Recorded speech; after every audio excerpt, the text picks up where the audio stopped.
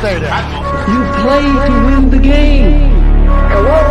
My message for the fans, we're all frustrated with where we are right now.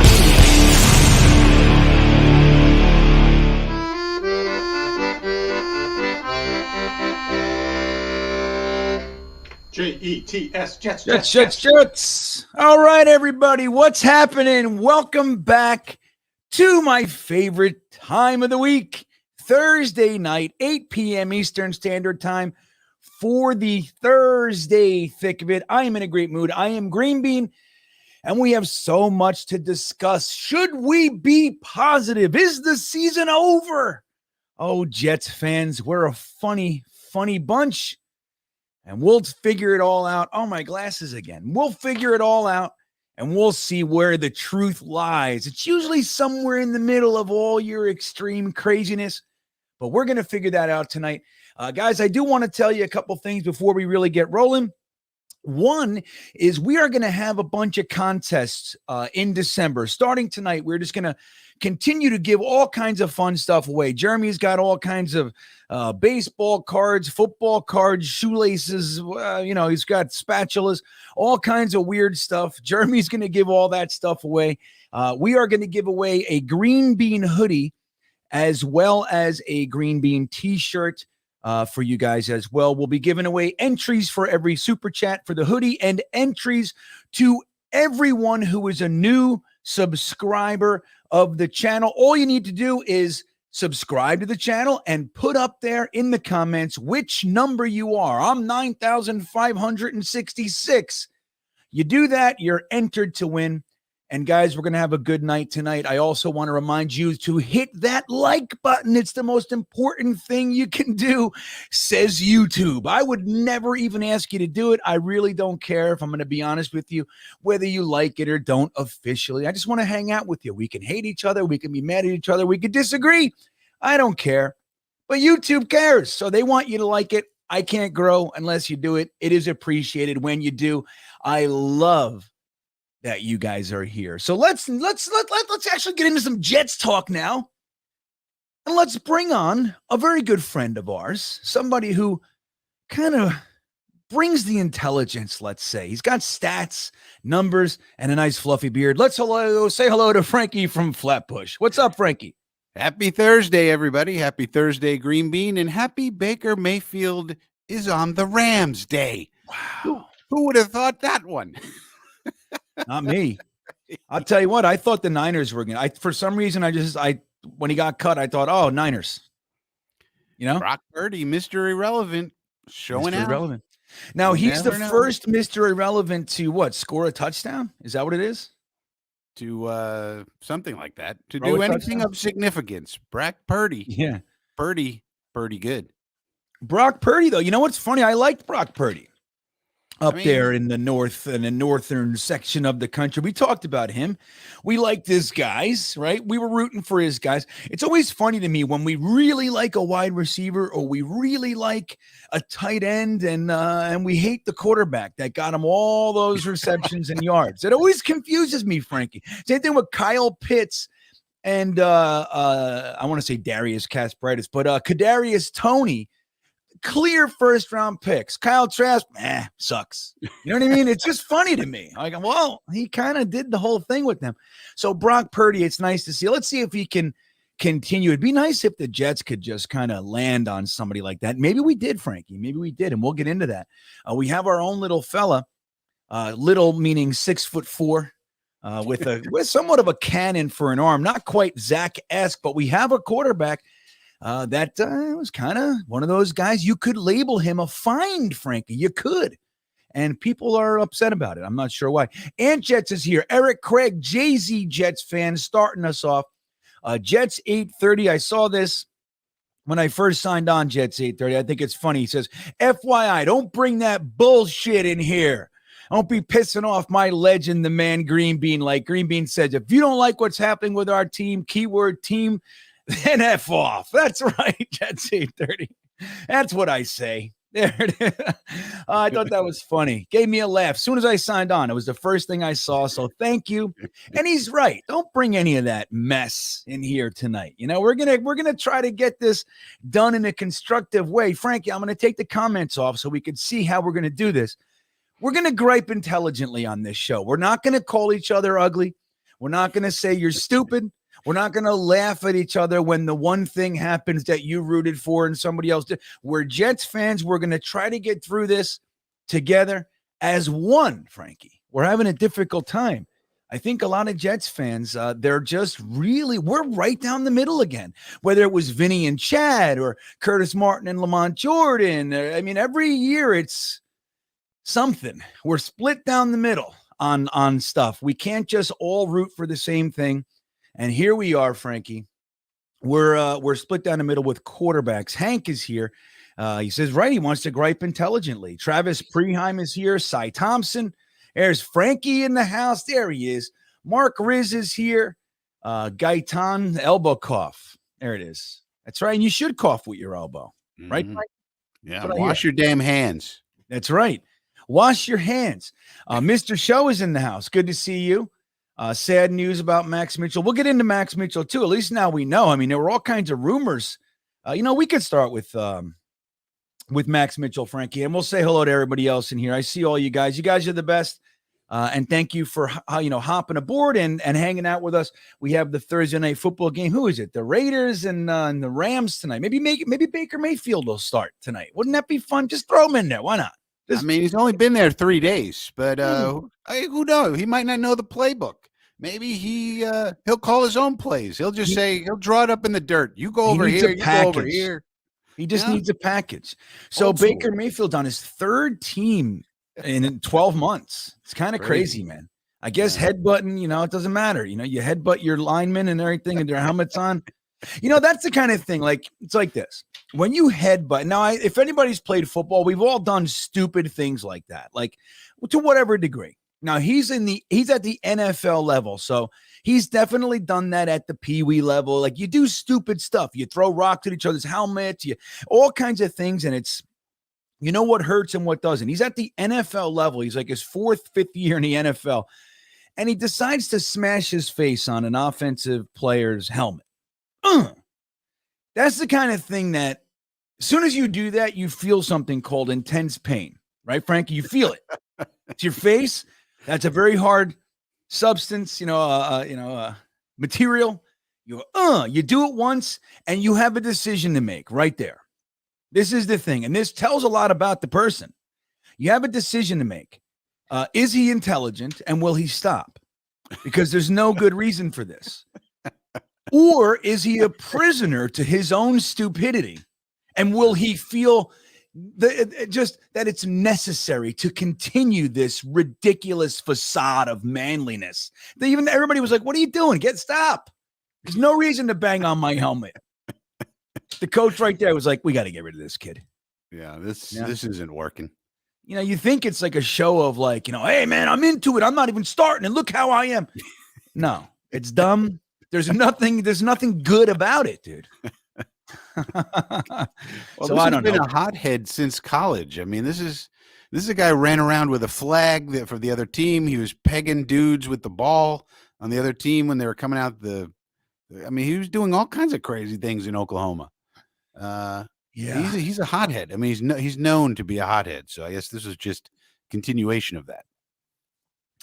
Yeah, I think it's interesting, man. There were Jets fans split down the middle way back then, Frankie. There were major Baker Mayfield heads in that draft. There were, I remember having heated discussions with people that said the only quarterback in that draft class that has the mental makeup to succeed in New York is one Baker Mayfield. Well, that's craziness.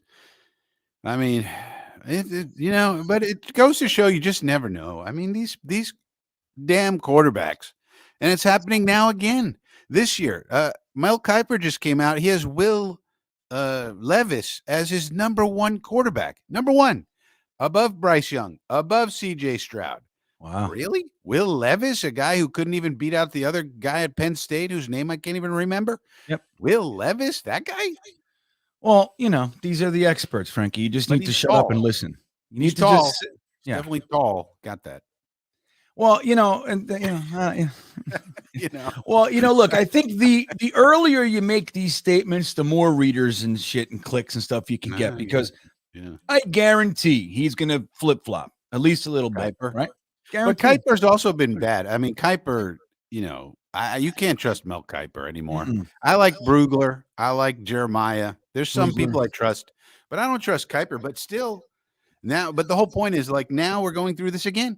People are going to, it's going to be the debates. Will Levis, Bryce Young, CJ Stroud, who you got? This is going to be a big debating point. Now, hopefully we don't need to be involved in that.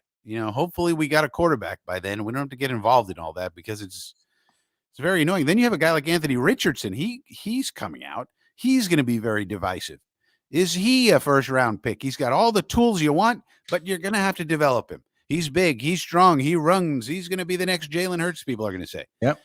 But it might not be for 3 years. And do you want to wait? And then does he go in the first round, the second round? What do you do with him? So it can be very exhausting. Yes. And we do it every single year. Every year. I know the Kuiper thing. I mean, let's be real. Kuiper invented the whole genre. I mean, that he did. You got to give it to him. Yeah. He was doing this stuff. And people were like, why do you care so much? Like, what do you like? It was like nobody did what he did. Not even NFL teams. Clearly the Jets didn't. They weren't even doing an exhaustive search. Like, they were like, him. Well, clearly the Jets know more than we do, Greenbean. That's right. Clearly the Jets know something that we don't about Dan Marino and Kenny O'Brien. Clearly. Yeah, I'm telling you, right. Since the beginning of time, clearly the Jets know something that the fans don't. Yeah, clearly. Yeah, with all their accountant, general managers, and everything else. I'll tell you, man. So look, Max Mitchell, real quick. Max Mitchell, there were rumors yesterday. So we find out that that Max Mitchell's he's out for the year out of nowhere. So we started him 2 weeks ago against Chicago. He had his best game of his young career so far. He starts against the Vikings. He looks kind of lost. He looks confused. Maybe he's doing some wrong assignments. He's getting beat.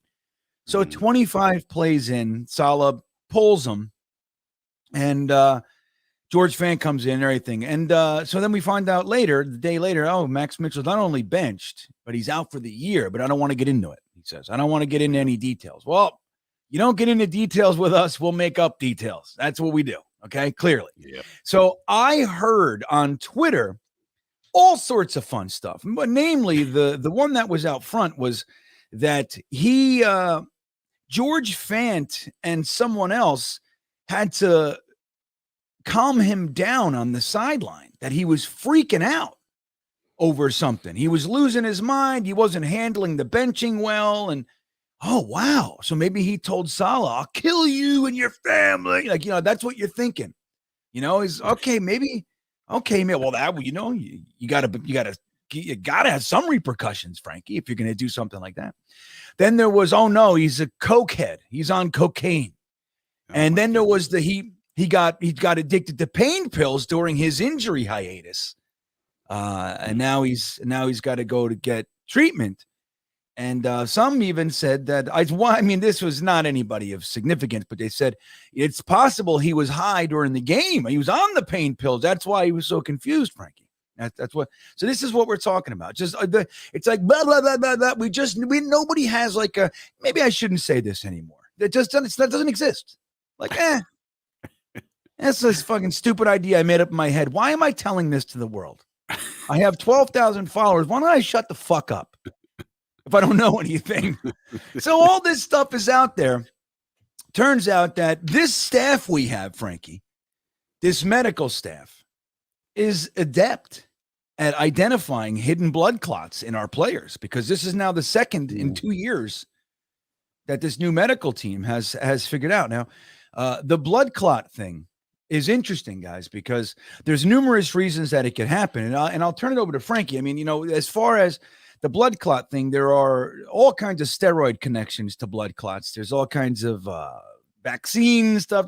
But what do you think? I mean, Frankie, from your perspective, what do you think this is? We lose him for the year. They say he's going to be back next year. But you think it's steroids? I mean, where are you with this whole thing? Well, it's impossible to know, but this is a kid who's a country kid. He's a country boy. He's a good old country boy. So nothing, I mean, and he comes from a small school and he's just sort of, that aw shucks kind of country kid, as far as we can tell. Now, we don't know him, but as far as we can tell from getting to know him in the media, it seems like an aw shucks kind of country boy. Yeah. And so it would surprise me if all of a sudden he was like, what was that guy's name? Romanowski, from the Raiders, who had a suitcase in people's faces. Well, look, Frankie, real quick, then just hold that thought. Look, Eric Craig says he heard he was in a car accident. B-Trav heard he got drunk. He got injured from falling down the stairs drunk. Jingle Dubs heard his herpes. I don't even know if you guys are serious anymore. But right, so go on. So he's not Romanowski, right? Yeah, he's not Romanowski carrying around a suitcase. You wouldn't think. He's just not that type of kid. You also wouldn't think it would have anything to do with getting into, like I was thinking it was something like a bar room type of deal, like you'd hear about back in the day with Jumbo Elliott and those guys. And I was like, nah, it doesn't seem like his personality either, to be honest with you. So I thought first of all, he went on the NFI list. So I thought, okay, that's a workers' comp designation. So that the team doesn't have to pay workers. He's not on the workers' comp loss run. So that means he got hurt doing something away from the facility. And it could have been anything. It could have been a disease. It could have been an illness. Could have been. So I was just happy to hear that it's not career threatening. He's coming back next year. Everything should be fine with medication, they're saying. So, that's just good because, it affects our, the thing is that we don't have a ton of money this year. I don't know if people realize this. We don't have a lot of money to spend this year on free agents. So we can't we'll have enough money. We'll get some people, but it's not going to be the freewheeling days of like last year where we spend a lot of money on getting people in here. So we're going to have to rely on the draft, and having an extra tackle like a Max Mitchell in the fold is very helpful because now we don't have to draft an extra one. We still need another one. But, right. We don't need to draft an extra one, but we need one and an extra one. We still need more for sure. You're never done with this damn whole line. Right. But having Mitchell in the fold is going to be very helpful. And in the short term, hopefully Fant and Brown hold up, and we don't need them, for this year. Hopefully, can we get 5 games in a row? I was thinking this the other day. Can we get 5 games in a row with the same offensive line? Just 5. Asking for 5. Why do you want this? Why? Why is this so important to you to have? I'm just asking for something that other teams get. It's not outrageous. We've had 7. Count them. 7 tackles be seriously injured. 7 if you count Sanat. Now, people in the chat, I just want to point out that Frankie is a spoiled brat and he wants everything. I don't understand how he could possibly ask for it. Didn't ask for 17. Didn't ask for that. Just want 5. I tell you, man. Look, there's all kinds of ways to look at this. Like when you talk about the offensive line thing. Right. We've had, I did the whole breakdown for a video. I forget exactly how it went, but again, like we started with one guy, they were gone. We went to this guy, moved him over to the right tackle. This guy gets hurt. He goes back to the left tackle. Then he gets hurt over there now. And it's like, we've had like 6 different incarnations when you include, it was like 6 or 7 when you include ABT at guard, ABT at left tackle, ABT at right tackle. You got Herbig, then you got Feeney, and then you got Max Mitchell, and you had the Conor McGregor or McGovern, whatever, or McDermott. All the Connors have been running rampant through the line as well. And it's amazing to me that we still have not seen a collapse of the offensive line like we had during the Bowles and Gase years. Still. Yeah. Still. I mean, even with all of that tumult, Frankie, we still have somewhat of a decent offensive line. Now they break down, they have their moments, but at no given time did I feel like, oh my God, like this offensive line is atrocious. Like they're still making pockets. Now the run holes aren't really there, like, and you're going to run into, you're going to see that. They're definitely not blowing people off the ball, but they're certainly not collapsing like you would think. You know, I mean, you got to give that to John Benton. I mean, dude, we have since signed guys off of practice squads, started them for weeks, and they're already on IR. Yeah. Gone. Oh boy, goodbye. He's smoke in the wind. Remember Cedric Oboye, Texans practice squad, former number 1 pick. He's starting against Von Miller. He's going to get crushed. He does a great job. And oh my God, then he's hurt. And now he's just saying goodbye. We're going to forget all about this guy unless we re-sign him or something. I don't know. But that's how many guys we've had. We're like Connor McDermott is on the Bills. You know what I mean? Like the Patriots. Yeah. And Van Roten's on the Bills. It's just, it's a crazy thing. It's like the lifetimes we've lived with this offensive line already, Frankie. I don't even understand it. And and then we look at the quarterbacks and everything else. It's again, I'm blown away that we haven't seen them completely degrade into a big pile of oatmeal on the middle of the field. I mean, that's what you would expect. And they haven't seen that. So that's a credit to this staff. And there's numerous reasons to credit the staff. That all said, let's get to Matthew here. Matthew, thank you for the super chat.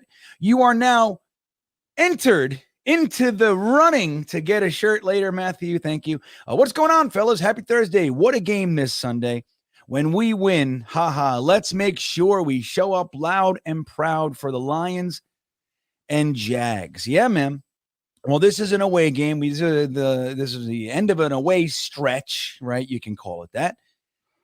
And the idea of sweeping the Bills, it sucks that we didn't win this Vikings game, Frankie. And I'm really curious to hear your thoughts. We've been deconstructing it all week, as you have as well. I'm really curious to hear what you thought about it. But it's one thing to just get blown out. All right, well, hey man, fucking circle the wagons. Back to the drawing board, so to speak. But we had this game in our palm numerous times, and you can, whatever the reasons, one way or the other. It's just really frustrating because now the idea of going into Orchard Park, if that's still what it's called, Rich Stadium, I have no idea if that's still what it's called. That's my childhood. But if you go up there and sweep the Bills, it's a tall order, Frankie. You know what I mean? Yeah. It's like Matthew says, what a game. I mean, what a game last week, sure. But what a game coming up, Matthew. So Frankie, I mean, the idea of sweeping the Bills, it's not that we can't. We beat them already. We know that. They don't have Von Miller. So, there's lots of, we can play with these guys, no doubt. But losing 2 in a row could be really tough on this team, Frankie. You know what I mean? And it just might happen. So, number one, with the Vikings game, what'd you think about that? Were you frustrated? Did you think, hey man, this is what we wanted. We wanted a team that's competitive, and we're competitive, and we lost. Where were you on the Vikings game, Frankie? Yeah, I mean, you always want to win, and it was frustrating, and I thought we were going to win. It just seemed like we had momentum. Even at halftime, I was thinking, we're going to win this damn game. I just feel it. And we did a good job in a lot of areas. Obviously, we bogged down in the red zone, and that was a problem. Mostly with execution. There was a lot of missed blocks. You got to block people. Hello, Mr. Tyler Conklin. You got to block somebody. And a lot of other things went wrong. But a lot of things went right. I mean, Zonovan Knight went right. Look at what we have in Garrett Wilson. Look at the quarterback play that we got, which is far beyond anything we've gotten this season so far in these 2 games with Mike White, of all people. Mm-hmm. Look at there was a lot good going on. And at the end of the day, it was like, if you look at it, like my friend Patty Universe always says, when in doubt, zoom out. And if you zoom out, this is exactly the kind of game we're begging for the last, 5 years? We would kill for a game like this. Now, it didn't turn out right. It didn't turn out the way we wanted. But this is the kind of game that happens with 2 good teams. They slug it out. They fight it out. It's a nip and tuck. And I can't even tell you, GreenBean, how many people came to me and said, I watched that game. And they're not Jet fans. They're not Viking fans. They're Steeler fans. I'm here in Pittsburgh. Steeler fans were coming up to me and said, I watched that game. And, man, I thought the Jets were going to win. But, boy, that was fun to watch. It was fun to watch, they told me. And that's fantastic too. We provided great entertainment. We didn't get our doors blown off, Right. with other team fans watching our game. Okay. And we came up short, and that sucks. And it was very frustrating because we really should have won. But at the end of the day, I said in my reaction, and I still think it holds true. This is a growing pains game. This game is a personification of growing pains. Yeah. This is what we want. We're in year 2 of the rebuild, and we're playing these type of games. Excuse me. We're way ahead of schedule, and it sucks that we lost, and we should have won. And goddamn, hold on to the ball, Braxton. But nonetheless, at the end of the day, this is what we've wanted, and we're in year 2 of the rebuild, and we're already here. We're already in this situation. So, well, I want to remind everybody in the chat, and this is going to dovetail with what Frankie just said. And in addition to the numerous Pittsburgh fans that we are delighting with our entertainment value, look, we hang out a lot. This group of people, right? We hang out online. We yell at each other. We talk, when I say this guy's good and he's bad, and people say, your guy. And then he has a good play. And I say, yeah, you see, and we do all this stuff back and forth. But at the beginning of the year, and I'm going to jam this down your throats tonight and for the rest of the year. Okay. At the beginning of this year and all through the last 3 years, we have said thousands of times, what we want is a team that is obviously getting better. You want real talent on it, right? Clear talent, not like a number 3 receiver that's good enough for us to be a number 1. Like, we wanted talent. We wanted to win anywhere from 7 to 9 games this year. And when we lose, this is the big one. When we lose, and dude, it's like I can't tell you how many times people have said what I'm about to say. All I want is a team that's competitive, Frankie. Right. And when we lose, we don't get blown out and embarrassed. I want a team that I can be proud of, right? Yeah. This is what we said. This is what we said. Well, guess what? You're here. Are you not happy? Because I know you're not. 9 out of 10 of you guys are like, I hate this. That team sucks. Mike LaFleur, Mike White, Bam. Berrios should be cut. I saw, threads on Twitter deconstructing how much of a pay cut Berrios now has to take because of the drop. It's insanity. Like, we are here, and like Frankie said, we're ahead of schedule. We are ahead of schedule. No one thought, and please, other than people that think we're going to win 63-0 and shit like that. You know what I mean? No, those drunkards, all right? Those guys, they think all of us, we're right in the pocket, 7-9. And if what ball bounces the right way, getting to 10, squeezing in that last, that 7th playoff spot, be fantastic. Like, that's what we're going for right now. I think having 6 wins on the front end, before the bye, definitely alters that. Like, it skews that somewhat, because then if you only get to 7 wins, it's a complete collapse, right? And right now we're 1-2 after the bye, so it's tough. But again, we're losing games against the team. You could say what you want about the Vikings. Oh, they say this, they that, they this, they that. And in my opinion, we should have won that game. All you had to do was run, your first and goal. Just fucking run the ball into the end zone all day. That's what I think. That's me. I would have won that game. Don't tell me. I mean, once you get into I don't know how to win the whole game, but once you get down to the 1-inch line, I'll win it for you, Frankie. I know I can. But like, we're here, dude. We're playing a 9-2 team, and we're in their house, and we have them on the ropes for the entire 4th quarter. You know what I mean? Like, all right, we're a young team. And this goes where our coaches too, like our head coach, our offensive coordinator, our quarterbacks, our wide receivers they're young. Like, this is a young team. They couldn't close it out. They couldn't put the damn nail in. That's it. Mm-hmm. You know what I mean? And that's what it was. yeah, I mean, and that's literally what we watched. Now, I'm just as frustrated as anybody else. Dude, I said we should have won the game, and it would be so much better going into Buffalo with that buffer. Like, all right, well, if we lose to Buffalo, you know what I mean? Now it's gonna be 2 in a row, and it would be really ugly. Hexen checking. He says, "Love the show. Go Mike White." Right on, man. I love the show too, Hexen. I appreciate it. I love getting to hang out with everybody. Tell you what, though, I am growing increasingly not frustrated like that I'm angry. I'm growing less patient. You know what I mean? Like, I think it's the shit that I'm seeing right now is so dumb to me. Like, and not everybody, of course, but there's a large collection of you guys. I just can't believe. Like, here's what I think. I think that if your face was out here, you wouldn't say 90% of the shit that if we knew who you actually were in your real life, you would never say such stupid shit. But because your name's Purple Pothead, you can say it.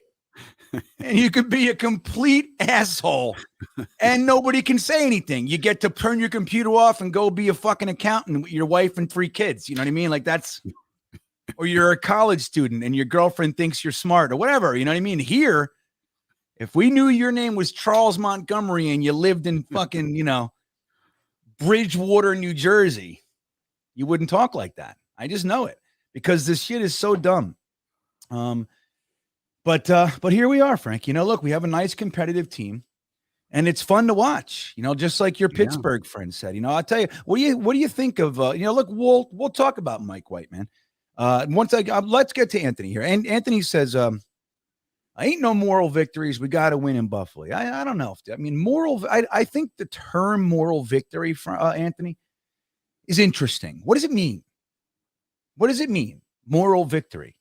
You know what I mean? Like, does it mean that, hey, that you're not allowed to take positives out of losses? I mean, is that like, are we claiming that's a moral victory? I really don't know. I mean, I know that the last 12 years of my life, that's all we've had. I don't know what they are, but I know that's it.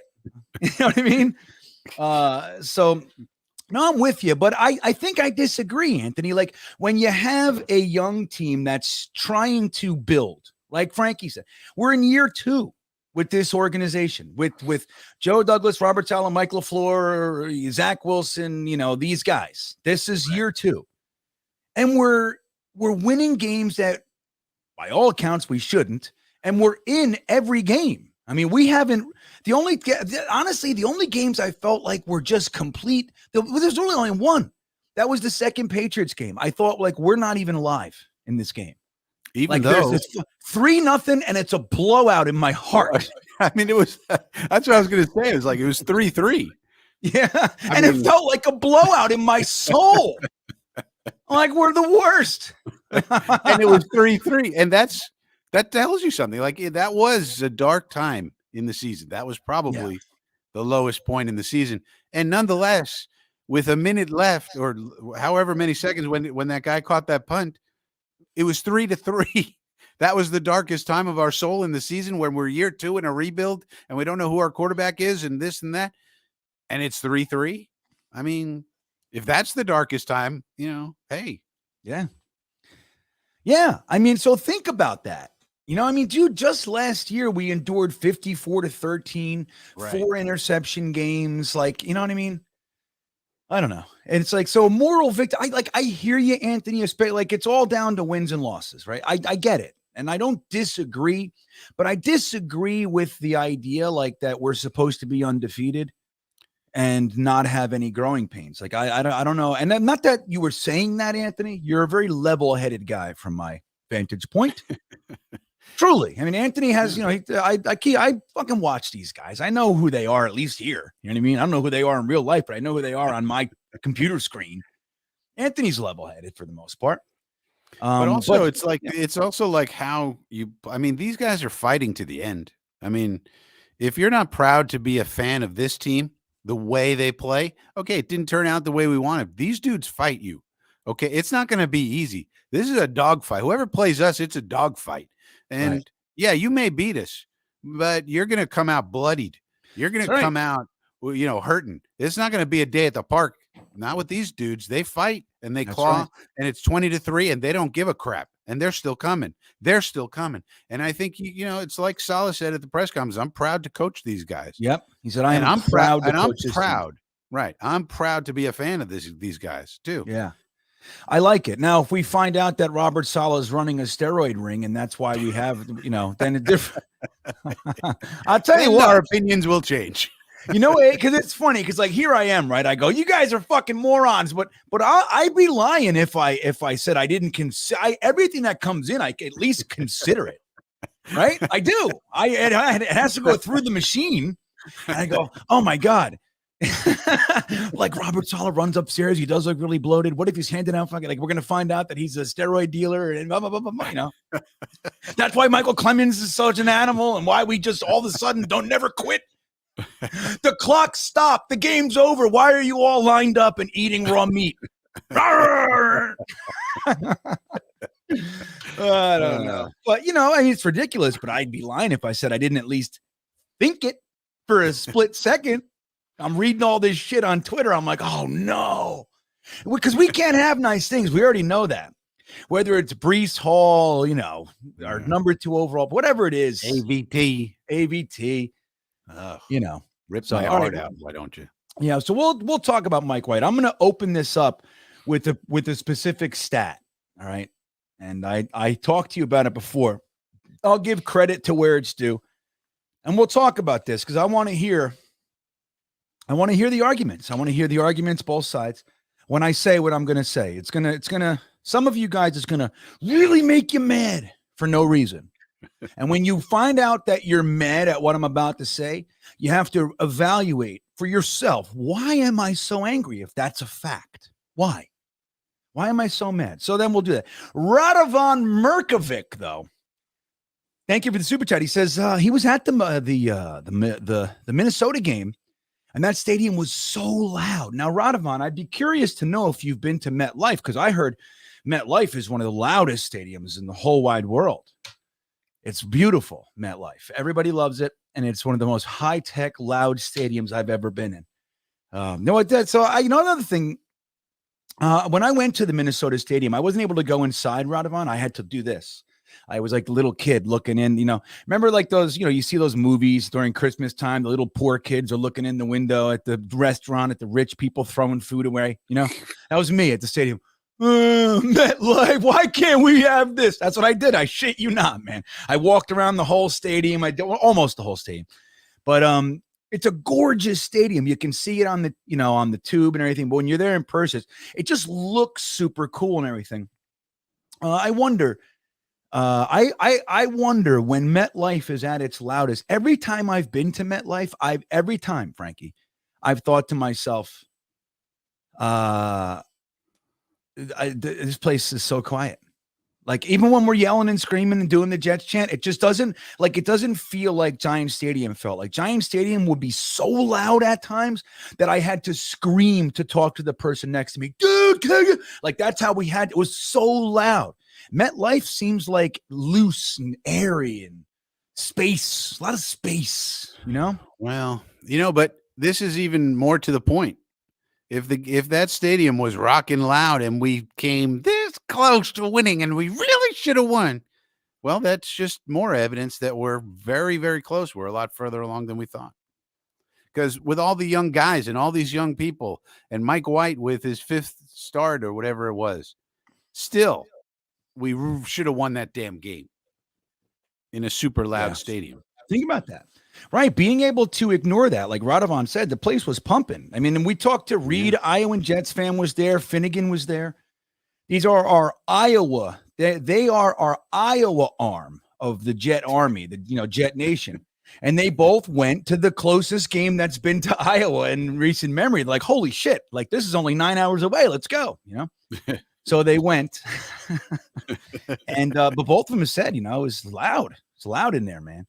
And and the Jets were able to overcome that. So hey, Aunt Gina says I'm crazy tonight. Gina, know what the thing is, Gene?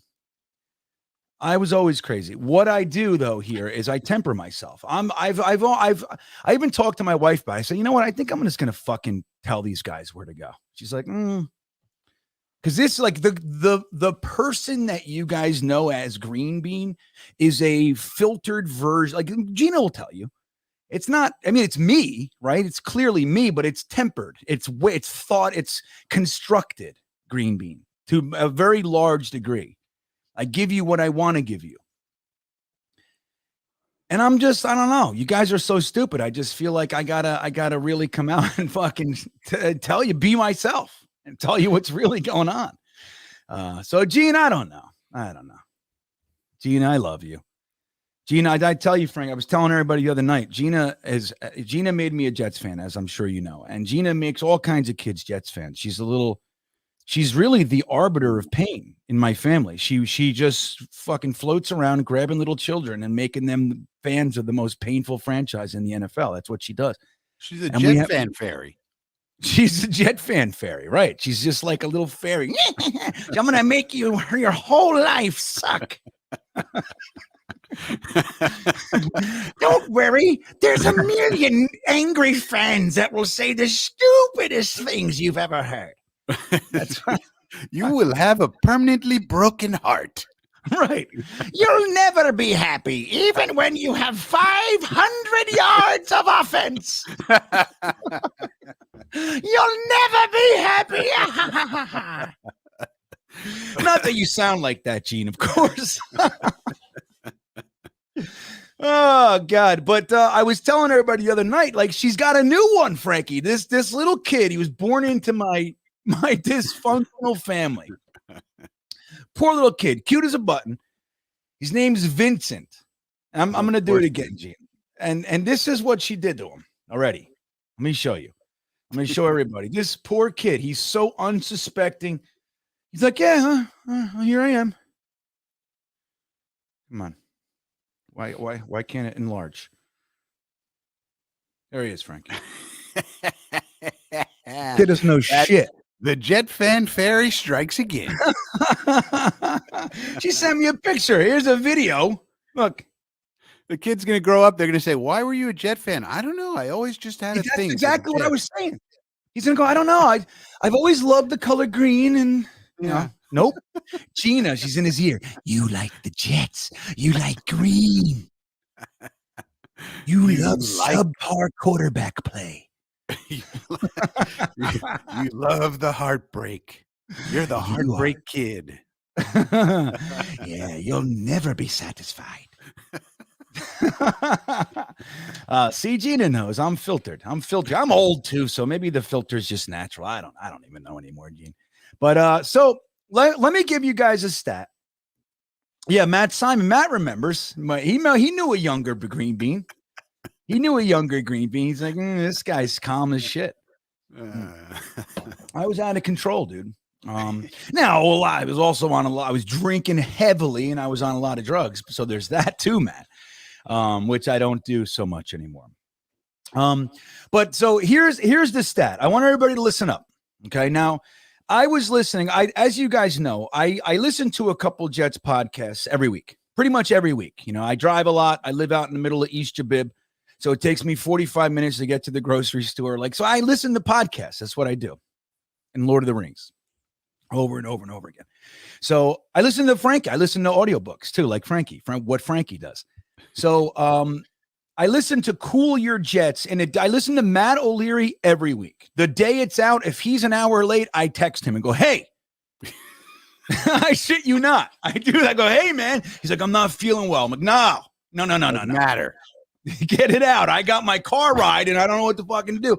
I do that to Matt all the time. The other one is Cool Your Jets, which is the JetX podcast, like the official JetX podcast. It's Ben Blessington and Michael Nania, and every now and then they'll have Sabo or somebody on. But it's usually just those two guys. It's real mellow, and they're just two nerds, two football analytical nerds just chit-chatting. Oh, and I just love it. I just love being a fly on the wall in a nerd conversation because they know what the fuck they're talking about. And I like that. You know what I mean? So one of the things that Nania said, I was just listening to it. I went to the store, Frankie, a couple hours ago, and I got this. I just drove to the gas station. And I got this. That's a mistake. But nonetheless, yeah, mistake or not, I went to the store and I procured this white can of poison. And Michael Nania, they were talking about the stats of Mike White. Like, what is it about Mike White where Jets fans find it difficult to get behind this guy? And they discussed 5th round pick. You know, he's kind of a little bit of a journeyman, right? He's been cut from a few teams, so it's kind of hard.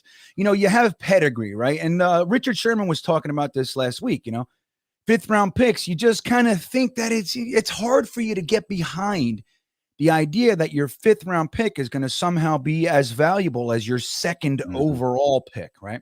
Right. So that's obviously in there, right? And then there's our hopes and dreams and all the, you know, all the stuff that we've attached. So there's all that stuff. Well, Michael Nania said this, and I'll paraphrase. Forgive me if I get a few words wrong or whatever, but it blew my doors off. He said, do you realize that in Mike White's 4 starts, he had 4 except for the he got injured in the Indianapolis game. He had 95 yards in the first quarter and a touchdown. So, but leaving that one out, in his 4 starts, 3 out of 4 starts, the Jets offense has had 460 or more yards of total offense. 460 plus yards of offense in Mike White's 3 out of 4 of his starts. The New York Jets have done that 4 times over the last 7 years prior to the Mike White games. 4 times in 7 years, we've seen 460 yards or more of offense. Mike White has done it 3 out of 4 times in a 2-season period. And we don't know if we like him, Frankie. We're not sure. We're not sure. Now, again, like, and I've said this numerous times, I am certainly not a Mike Whitehead. Truth is, I thought he looked like complete shit in the preseason. I said, this guy's done. Just roll with Streveler as quarterback 3. And that was what I was saying, you know, like Flacco, Zach Flacco, Streveler. You know, you got the younger guy, whatever. You got the old vet. It's a nice mix. But he comes in. I didn't think that they were like, we're going to roll with Mike White. I was like, oh, God. You know what I mean? Here we go. But, like, you'll just look at what's in front of us. 3 out of 4 times, he has been a quarterback that has led this Jets offense to 460 or more yards. We've done that 4 times. And to anybody, like, you know, I said some stuff to people and they go, oh, I thought it was about wins, not yards. I guess if you love yards more than wins. That's the most absurd. You do realize that up until this year, we've won 6 games in 2 years. Like, we Jets fans, we never see this. Zach Wilson has thrown for 100, 110, 120 yards like 5 times this year, 4 or 5 times, Frankie. You know what I mean? Like, if we're just being objective, Mike White is like, in order to win games, usually what you have to get first is yards. Like, am I off, Frankie? Well, it helps to move the ball down the field. Doesn't it, though?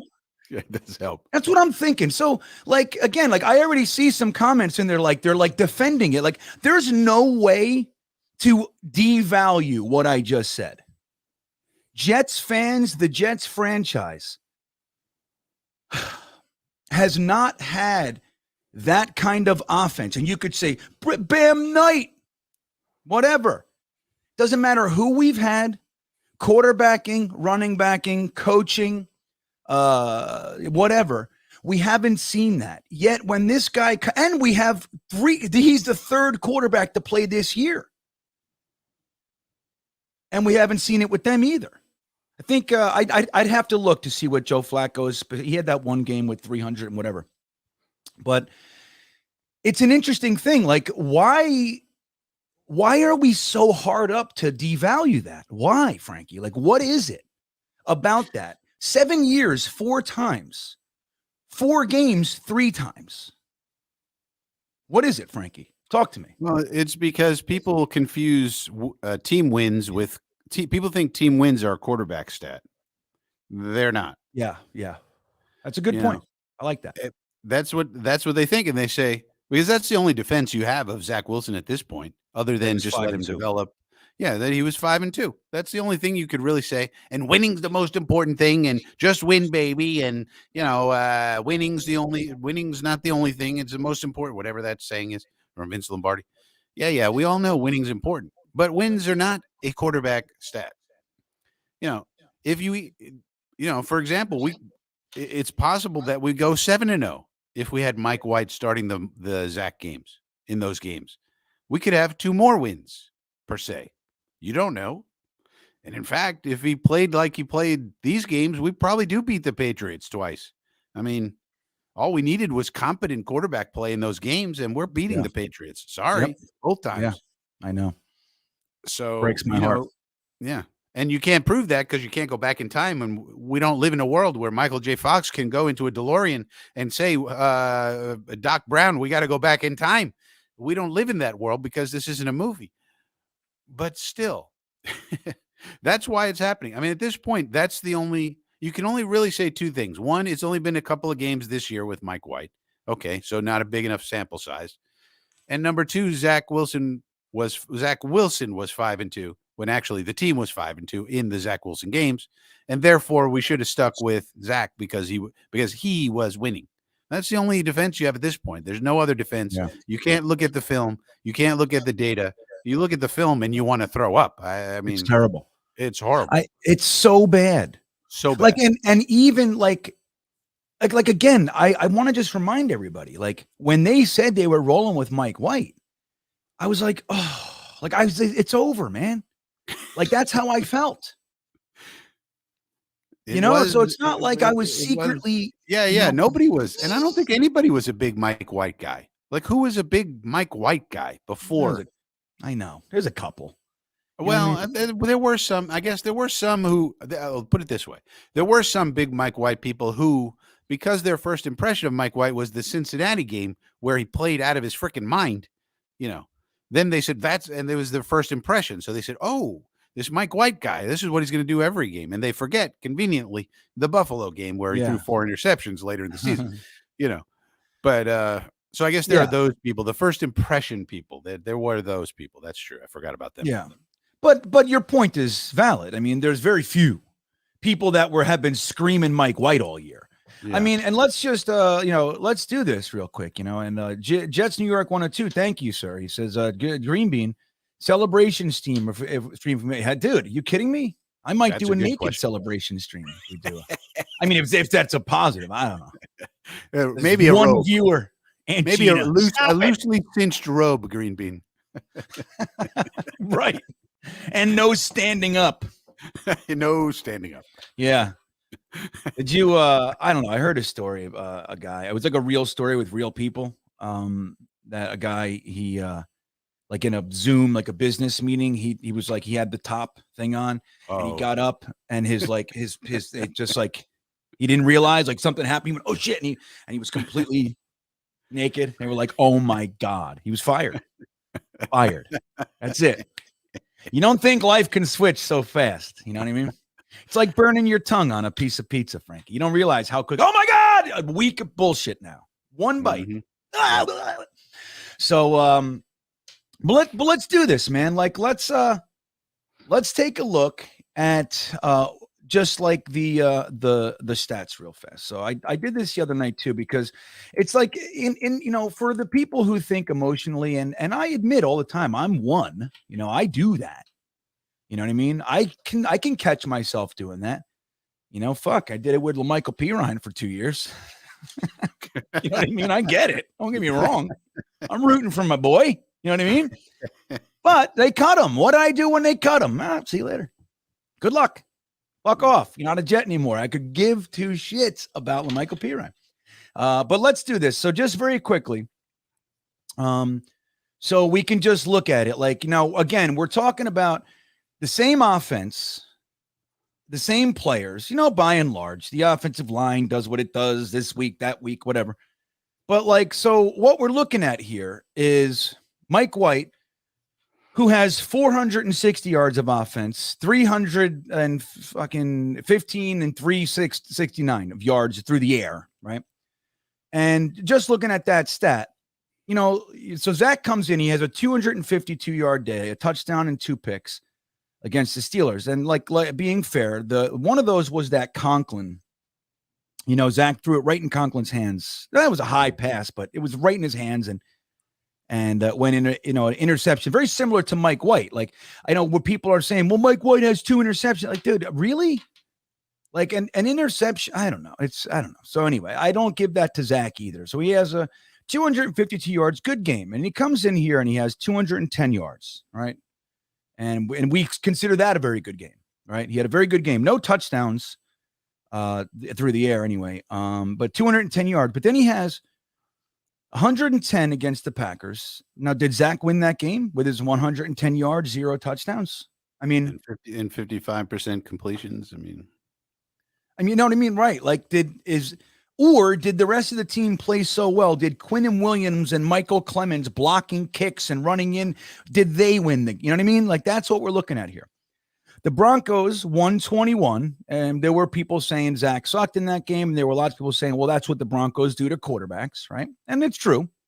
But nonetheless, 110, 121. So then he has this big Patriots game, which would be beautiful, except for the accompanying. These are not garbage picks. These were kick you square in the balls picks. You know what I mean? Game-changing, team-deflating interceptions. So, and many of us, myself included, thought even with the 355, which is a shame because this is the first game that he's ever had over 300, even with that, and this, Frankie, the 2 touchdowns, this sadly supersedes that. It overrides all of it because it lost us the game. Very real terms.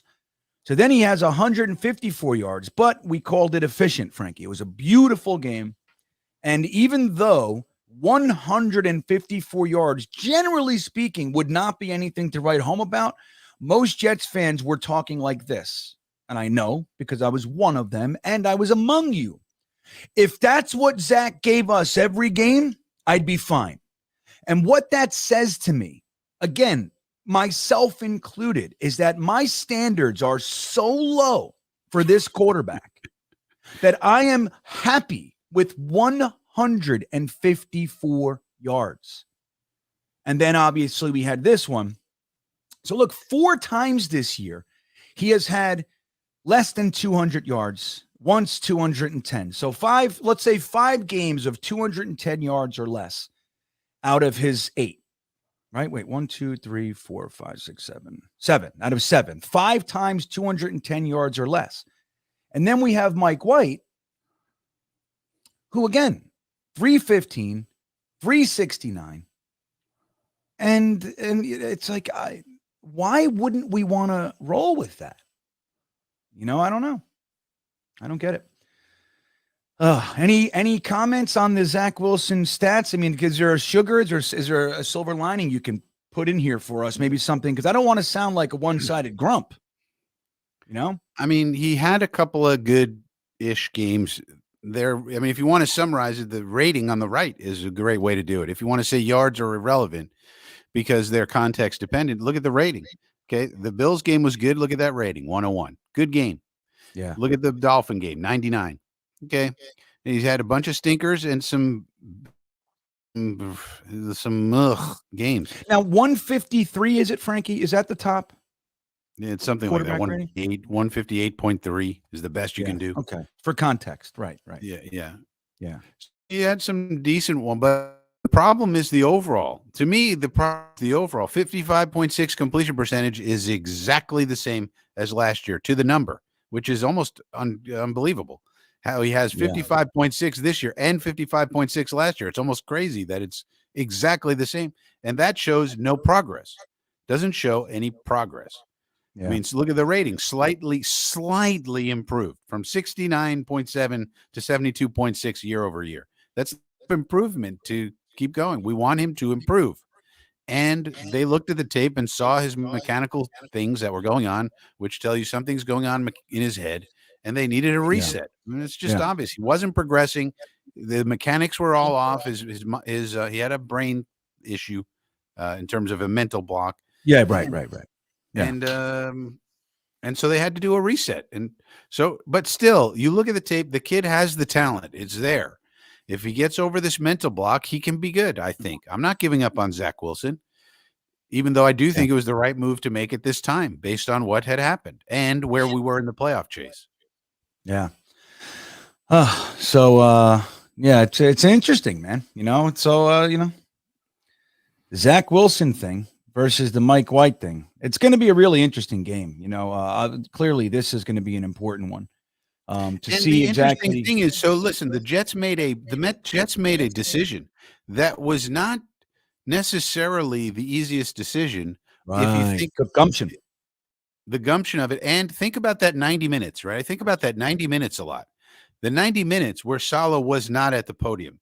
Remember, there was a delay. 90 minutes. He's never late not that late. He's usually a few minutes late sometimes, but he's never late. He was 90 minutes late to the podium. What was going on in that 90 minutes? I think they were constructing a media strategy, number one, getting everybody on the same page. This is what we're doing. Let's make sure we tell the media all the same thing. And then talking to Joe Douglas. Because Joe Douglas, this decision, if Mike White balls the hell out and plays really well, we got to pay this man. And we don't have that much money or lose him. So this decision gave Mike White an opportunity to make himself generational money now. Yeah. For him and his young family. He's got 2 kids and a wife, and this is his opportunity.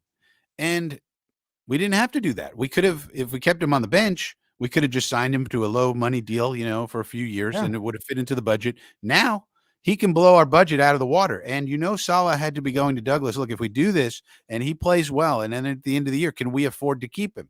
And Douglas and the capologists and all the people had to sit there with the spreadsheets and figure it out. And you wonder what they said. And they must have said yes. Virtually impossible, but we'll probably get a 3rd-round pick compensation-wise. I hope they didn't. When we let him and James Robinson go into the free agent pool. I mean, I'm hoping they said, yeah, we can move this money around. We'll take this money. We'll move that around. We do. Yes, we can afford him. I'm hoping that's what they said. But that's the real interesting part of it to me. They went ahead and did this knowing that if Mike White played well, it would be, it would create a very hard situation for us at the end of the year. Do you go back to Zach, or do you pay this man, knowing we don't have that much money? Yeah, and that'll be interesting to see. I mean, it might be a moot point, right, at this point, but we won't know unless you see it, right? Conversely, Derek Carr, who a lot of Jets fans say they would absolutely not want. He's having a terrible year. He's having a sloppy, ugly year. Zach's 2 years were 3,600 yards, 3,680 yards collected. He's going to hit 4,000. I think again next week. Yeah, just for every year the guy has 4,000 yards. Every damn year he throws 4,000 yards, and just like as a default, as a floor. And he never misses game. He's missed like 2 games. He's durable. He throws for 4,000 yards. Not good enough for us. We're the Jets. No way can we go for Derek Carr. No way. That guy's a stiff. He's a bum. He's a loser. He never comes out of the game. Never misses a game. Throws for 4,000 yards every year. But we're too good. No. Us. We're the Joe Namaths. I know we haven't seen a quarterback throw 4,000 yards since Namath. So clearly, I never saw Namath play, so I've never. That's not fucking sad, Frankie. Ablab checking in. What's up, Ablab? Good to see you here. Thank you for the super chat, man. We appreciate it. He says, "Hey, bros, how goes? Hey, bros, how goes?" I like that. Would love to hear you two pontificate on our upcoming victory in upstate New York. I'm feeling like we will steal this. How do you have it handicapped? Frankie, I'm nervous to say out loud that we're going to win. I'm nervous, but we are. Well, we definitely can. I mean, like Ablab is saying though here, how do you see it? Realistically, I mean, look, there are some ups, downs all around. Josh Allen had an interesting game last time, right? He had made some key mistakes, which he's prone to do. So it's not like it was an anomaly for him to do that. He does that from time to time. He's done it significantly less the past 2 years than he did previously, but he does that. So it's not that it can't happen, but how do you see it? Like, we're going to go up there. Mike White is starting. We got Garrett Wilson, he's on a hot streak, man. Garrett Wilson is a stud muffin. Okay. We've never had a receiver like this as far as our own draft pick, man. Even Keyshawn, who I loved, different style. Like, Keyshawn was great, dude.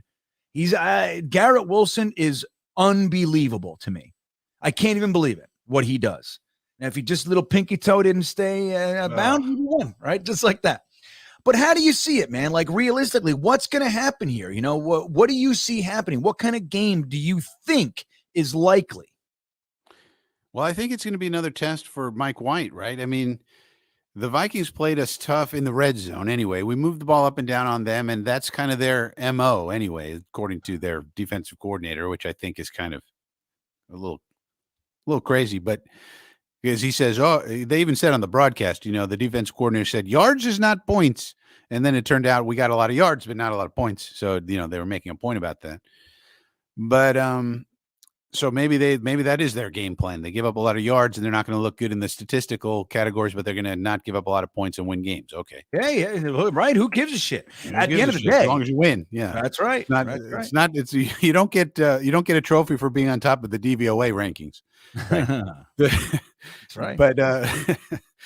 But this game, the Bills are the real defense. I mean, the Bills are a real defense. Like, they prevent points and they prevent yards and they do all sorts of things. And they win. And they win, and they win. So can we move the ball on them? I'll be very anxious to know. I want to know. It'll be a good test. It's a measuring stick. It really is. And then our defense, can we be disciplined? I think Sheldon Rankins coming back is huge. Sheldon Rankins came back last game, but I think this game he's going to be more like the regular Sheldon Rankins. That'd be nice. And that's big to stop the run. It's big to clog up the middle. He helps our linebackers get to where they need to be. And, then it's going to be all about, there's also big tests about Stephon Diggs. Stephon Diggs, by any, measurement that you have, eyes, stats, he's a top 3, no matter how you want to measure it. Stephon Diggs is top elite of the elite receiver wise. And then Gabe Davis is also very, very good. And they have other options, Dawson Knox. So all of our people that we think are so great, DJ Reed and Sauce Gardner and Jordan Whitehead and Michael Carter, who are doing really well this year, they're going to be tested in this game too. Again, yeah, for sure, like they were the first game. So I think it's a great test. I don't see any reason why we couldn't hang with them. It's going to be tough. It's going to be a dogfight. We know we're going to be, we know how we're going to play. We're going to play them tough. It's going to be a dogfight. We don't quit. We keep going. We 60%. We're like the Navy SEALs over here. Okay. But, can we pull it out on the road in the weather against Josh Allen, Paul Bunyan type player? I don't know. I mean, it's going to be tough. But if we do, holy smokes, do we got something? But we will have an offensive line. I mean, George Fant played really well. That was encouraging. Mitchell didn't play well until he came out. Then Fant came in and he played really well. So that's great. If he can play that way and we can keep this continuity of this version of the line for 5 games, all I'm asking for, 5 games. Can I get 5 games for Christmas? Right. I'll tell you what, there was a noticeable day. You know what? George Fant came in. Yeah. And he looked like a starter. Solidified. Like he looked right. Everything changed. Now, I was talking to Dom C about it. He said that the Vikings changed their defense a little bit and all that too. So there was a few factors, but with George Fant coming in and just solidifying the offensive line, because it was shaky before that, particularly on the right side. Yeah. That's when everything started to click. It was, and imagine that, Frankie, a right tackle is pretty important, it turns out. You know what I mean? Yeah. So I like that. Now I want to we have an announcement here, man. I saw it in the chat. I didn't believe it, but I just see it with my own eyes right now. Baker Mayfield is the playing. Yeah, I'm watching him. Yep. He's doing pretty okay-ish. It was a wobbly pass. The ball it did that in the air, but it landed in the receiver's hands. And they have nobody. I mean, the Rams have nobody. I mean, talk about injuries. Their whole offensive line, Cooper Kupp out. Yeah. They got nobody. I'm glad. They- Now, look, they bought a Super Bowl. Good for them, man. I'd that's like to what see the happens. Rams suck for 4 years. That's what I'd like. That F them picks is risky, man. I kept I saying, mean, they did telling it. you. Like I mean, we've but they talked got the about. ring, so if you're a Ram fan, you're happy, right? Right. At least, well, it's a what have you done for me lately world, right? So, there's people like this. I can't believe McVay. Like they're doing the whole thing. But like, for Jets fans, like, would we be okay with that? I mean, shit, I've been a fan this is my 40th year rooting for this franchise. I never had a trophy or a ring. Would I be willing to sacrifice 4 years, 5 years of picks for one? Think so. I don't know. I might be pissed year 2. I'd say no. I want the pipelines. I want a 20-year run like the Patriots had. Yeah, The Patriots is ending. The Bills is continue. Remember, the Bills had 17 years where they didn't make the playoffs. 1-7. Nobody knew about it because there was no social media and there was no 24-hour television, and all these stations and internet and everything. So nobody, we chose the worst possible time to have a drought, but they did have a 17-year drought before Josh Allen showed up, by the way. Yeah. That's the thing. It's like, they like to point out that the Jets have the longest playoff drought. Current. You realize that the Dolphins have not won a playoff game in 27 years. Is that true? 27? I think it's 27. Wow. Let me make sure. I could, maybe it's 22.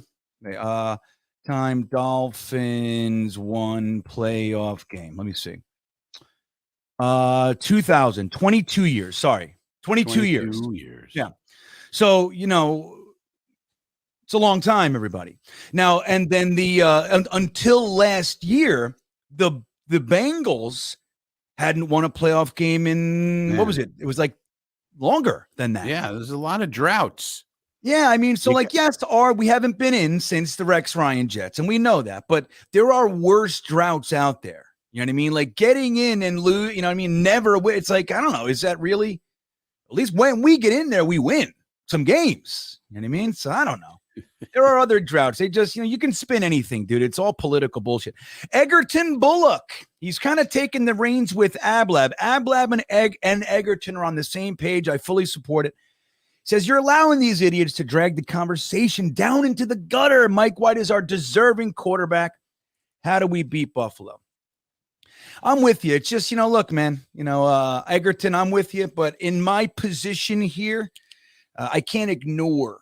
I find it's impossible to ignore the 75%. Like I've had streams literally named the show, like we're not going to talk about this show. And 2 hours, that's all we talk about. One subject. We've done it on the Talking Jets panel. Me, Ryan, and O'Leary. Before the show, we'll say, okay, listen, let's not spend any, if we can, or much on this subject. And it's just that's all it is. It's just all it is. So you run into that. But we're moving past it. We're going to talk about the Buffalo Bills. Here's what I think. And this is to Ablab's question as well. What I honestly think needs to happen in this game is that, and I think it's very, very doable. It's very possible. I really believe this has to be the game where time of possession is key. It's the king. The king key. That's king what it is. The kingdom. It's a king to kingdom. Key kingdom. I think like really focusing on the time of possession game. Like, look, Mike White has been called a dump off guy. We kind of see that that's not really an accurate assessment of him. He can zip it in there. He can throw passes all over the field, right? So that's all well and good, and you take your shots when they're there. But I really do believe that this is the game. We cannot abandon the running game so quickly, Frankie. We can't. Like last week, we had no reason to even abandon it. I mean, I get it in the third quarter. You got to play a little catch up. I get it. But in that whole fourth quarter, I don't know why I just don't know. I didn't feel like we needed to do that. And LaFleur tends to do that. I heard another thing. I think it was Nanny again. He was saying, let's remind you, Mike LaFleur was the passing game coordinator for Kyle Shanahan. He thinks in that mind. He thinks like that. You know what I mean? He thinks in passing terms. So we have to maybe give him a minute and consider like, oh yeah, I forgot we have a running game. Like, for example, like when you're down on the goal line, James Robinson is like 8 for 8 in the, 5 yards and under run for a touchdown. It's like, and we didn't even put him on the field.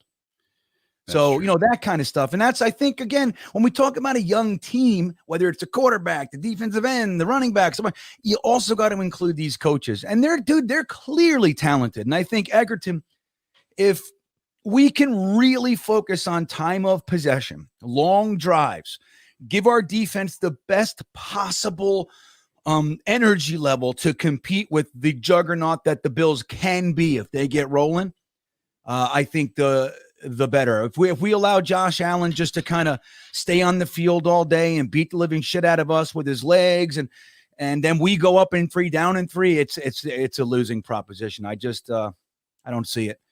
But yeah, what do you think, Frankie? Can we do a quick trivia question before Y2K gets in here that'll illuminate? Oh my God. It'll illuminate something from the previous super chat that explains something about what I think we should do. Well, maybe I bring Y2K on just so you can his face can be here during the trivia. Or do you not want to see Y2K's face? Well, I mean, I think he is the face of trivia, right? Right. I feel he weird. Has a very trivial face. It's very trivial. Like Jeremy has a face that reminds you of a fucking bagel with Taylor ham, egg, and cheese on it. Y2K's face. No, it's not a compliment, Jeremy. He's mad at me. I love Taylor ham, egg, and cheese on a bagel. That's what you. Every time I see Jeremy, I go Taylor ham, egg, and cheese on a bagel. And Kit Kat. And so Y2K. Wait, real quick, Jeremy, what are you eating? I'm going to bring you on real fast. What are you eating? Greek food. Greek food. What is you? In honor of Frankie. Baklava. No. A lamb gyro and then you mean a gyro? Greek potatoes, with the feta cheese. Yeah, I love that shit. Yeah. All right, it's just funny. I say Jeremy reminds me of food, and I look, and he's like, "Fuck you," but he's like, "That's what I see." I'm like, "Oh, wait a minute." He's eating. All right, Jeremy. I'm sorry. Go enjoy your. I mean, you got to go. What is it? Is it moussaka? Is that the Greek? I love that shit. The eggplant, like lasagna kind of thing. It's not. No, it's not that. I mean, I love that. My favorite thing is spinach pie. I can't say. Manacopita. I love Greek food, man. Do you guys, anybody's in South Florida, the best Greek restaurant in all of South Florida is called My Big Fat Greek Restaurant. The best. The best. I have story after story about it. We used to go there every Friday night after a big a men's meeting that we did in AA. We did that for 6-7 years, every single Friday night. So anyway, Jeremy, thank you. I'll let you go eat in peace. I'll talk to you in a bit. Let's bring Y2K on. Not that he has to have any opinion or he's not going to do the trivia, but at least so he's here. I feel weird doing trivia without him. So Hexen, I'll get right back to your super chat. Let's say hello to Y2K. Let Y2K. I don't know what he's doing, but let's humor Frankie for a minute here. You game? I'm feeling very trivialized right now, but I'm game. Let's see what we can do here. I don't know why. Well, this pertains to the strategy that I think we're going to deploy on Sunday. Did you know that? And this comes from a new tool that I was telling GreenBean about today called NFL Pro Beta. I don't know if anybody has that, but it has all this incredible stuff, including advanced analytics. So, did you know the Jets are the only team in the NFL with 4 players in the top 25 in average yards of separation, how open they are? They have 4 players in the top 25 in the entire league and the only team to have that. Name those 4 players. Y2K, in honor of your consistent trivia contribution, I'm going to give you the first answer. 4 players in the top 25 of the ability to get open. That's what you're saying, right, Frankie? Yes. What do you got, Y2K? I like this. Okay. Let's see how he is on the other side, with Frankie. our prize rookie number 17. Yes, but I'm already 5 million and 0. So there you go. I'm going to say Garrett Wilson is one of the 4. Garrett Wilson. All right. But he's number 4 on the list. Really? I'm going to say Tyler Conklin. Oh. Tyler Conklin is on the list. Yes. He's number 1. That's 2 of the 4. He's not number 1. He's number 2. He's number 2. There you go. See, I knew it. And if it wasn't that, I was going to say 3 next and know it. So we got Tyler Conklin and Garrett Wilson. I'm going to say Michael Carter. Good. Michael Carter is correct. Number 1. Number 1. Number mother effing one. So for all And- these, all right, go on, Frankie. And number one, not only on the Jets, number one in the entire National Football League. So now what do we? All right, let's find the last one. Watch UK, you're up. What do you got guess wise? And then we'll talk about this for a brief moment. This is pretty cool. Who else you thinking? We got Garrett Wilson, Tyler Conklin, Michael Carter. I know who I think it is. And the only one that we have not guessed is number one in the league. Oh, you know? I would have an say idea because we see him open so. Yeah, I'm going to say because we see him open so much. Not that he gets the football. I'm going to say it's Elijah Moore. Yeah, that's what I think. That would be a good idea and a good thought, but he is not included. Wow. Okay. Interesting. I mean, it would be funny if it was Corey Mims. Davis? It would be Denzel really funny if it was Mims, Mims. yo. Mims. It's Mims. I swear. It's not. Is it really Mims? No, it's not Okay. Mims. It's Corey Davis. Oh, wow. It is. All right. My So what an man, Corey incredible Davis. thing. What an incredible thing, though. Think about that, guys. Here we are. Like, again, we were just talking about Mike LaFleur's propensity to get away from the running game too fast. But, like, look at what and again, he's new, he's raw, he's got all these, ups and downs he's going to have. But he's got 4 players in the league that are in the top 25 of getting open regularly. Right. And I think that this sheds a light, too, on why they made the change at quarterback. They looked at the film and saw all these people and more getting open. And they said, well, all we need is a quarterback to throw to these open people, and we'll be all right. And I think they just said, okay, if we go to Mike White, he's got to be Mr. High Completion Percentage. And all these people are getting open at high rates. I mean, Michael Carter's number one in the whole NFL. Incredible. Of all the pass catchers, running backs, tight ends, wide receiver, Michael Carter, number one. Unbelievable. Surprised the hell out of me, but yeah, and you think people right now are calling for Bam Knight to be running back 1. I love him just as much as anybody else, but I still think it's Michael Carter. You know what I mean? Split him up. Yeah. I mean, all right, Watch UK. Well, thank you. Pretty good. That was pretty good, right? Now, real quick, Frank, before Watch UK leaves, what was that called again? I don't know if Watch UK knows about that or has access to it yet. It's through Game Pass on the NFL site. So what happened was, I was telling GreenBean about this earlier today because I was wondering if anybody else took advantage of it. I think that all the Game Pass people, they sent an invitation to this thing called NFL Pro Beta. And I said, NFL is doing something. I'll take part. They ask you to take part in it if you want to take part in it. I was like, I don't know what it is, but why not? I'll take it. So I didn't get that. Did you get that, Watch UK? Did you get invited to the cool party? No, I don't. I've heard of it before. Huh. I think it's weird. invited to certain. I don't think my beard's big enough to be invited to a Frankie type party. So, But the Yeah, there you interesting go. thing is, it's not just stats. I was telling GreenBean, we have film study in here. I can bring up film study because it's all 22 footage. It's not the broadcast footage. So if we want to do all 22 stuff, I think we can do it, GreenBean. Yeah, I don't know. I've thought about that. I've discussed that with numerous people too. Richie says he never gets dinged when he does the all 22, and I don't know. Maybe we do some of that stuff. I'm nervous, dude. They've taken our ad revenue the last like 6 shows. No exaggeration. Really? Why? They always find a reason. If I show a clip of anything, they go, "Yep, here it is." So. Did you guys? I just want to say Derek Carr just threw a dime to Devontae Adams. Beautiful, beautiful pass. All right, Watch UK. We'll bring you back in a few minutes, man. Nice. Thank you. Awesome. See you in a bit. Sounds Watch good. UK. There he goes. Watch UK, everybody. So Hexen checking in. Thank you for the super chat. He says, clearly it's a conspiracy. Mike LaFleur gives White the best plays and gives Zach the ones that don't work. It's true. Just ask Zach Wilson forever. I know. Now, it's this funny. is funny, man. It is. That's great. Good comedy. We were talking about Hexen. We were talking about that the other day. It's like, I mean, in order for that to be true, like that's what it has to be happening. Like the Jets, Joe Douglas and the Jets, they decide to use their most valuable resource they've had since 1997 on a player, and then they spend all their time making sure he doesn't succeed.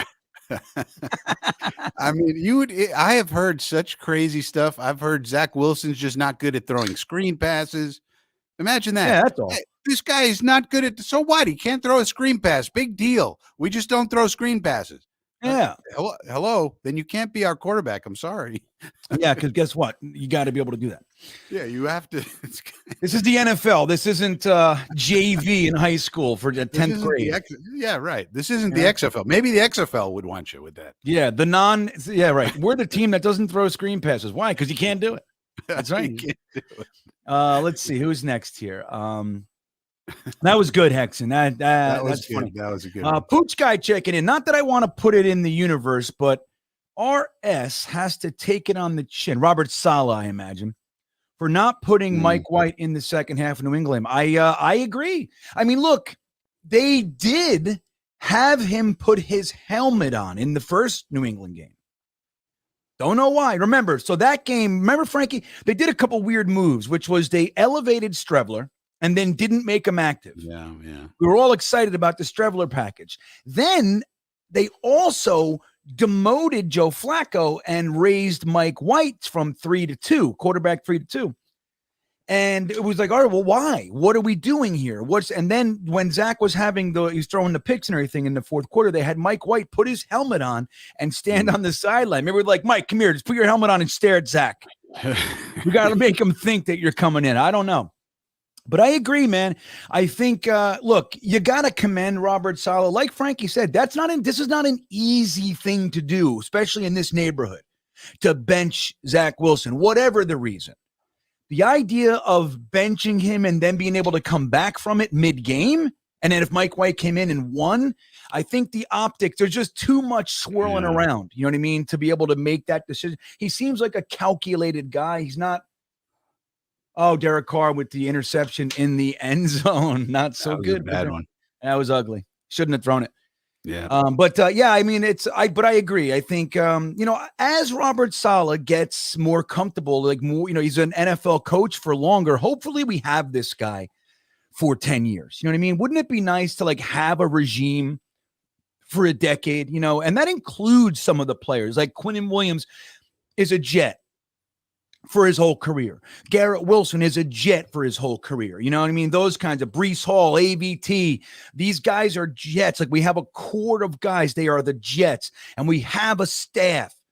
I think if that happens, then you'll see those types of decisions. They'll be more comfortable. Right now, he's thinking like, everything's a first.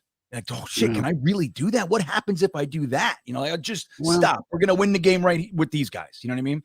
Plus, I mean, in that game, it was the second half where Zach was god-awful. He had that one little interception on the screen pass in the first half, but it was really the second half where he fell apart completely. So he hadn't fallen apart completely yet, so I can't really fault Saleh too much. Yeah.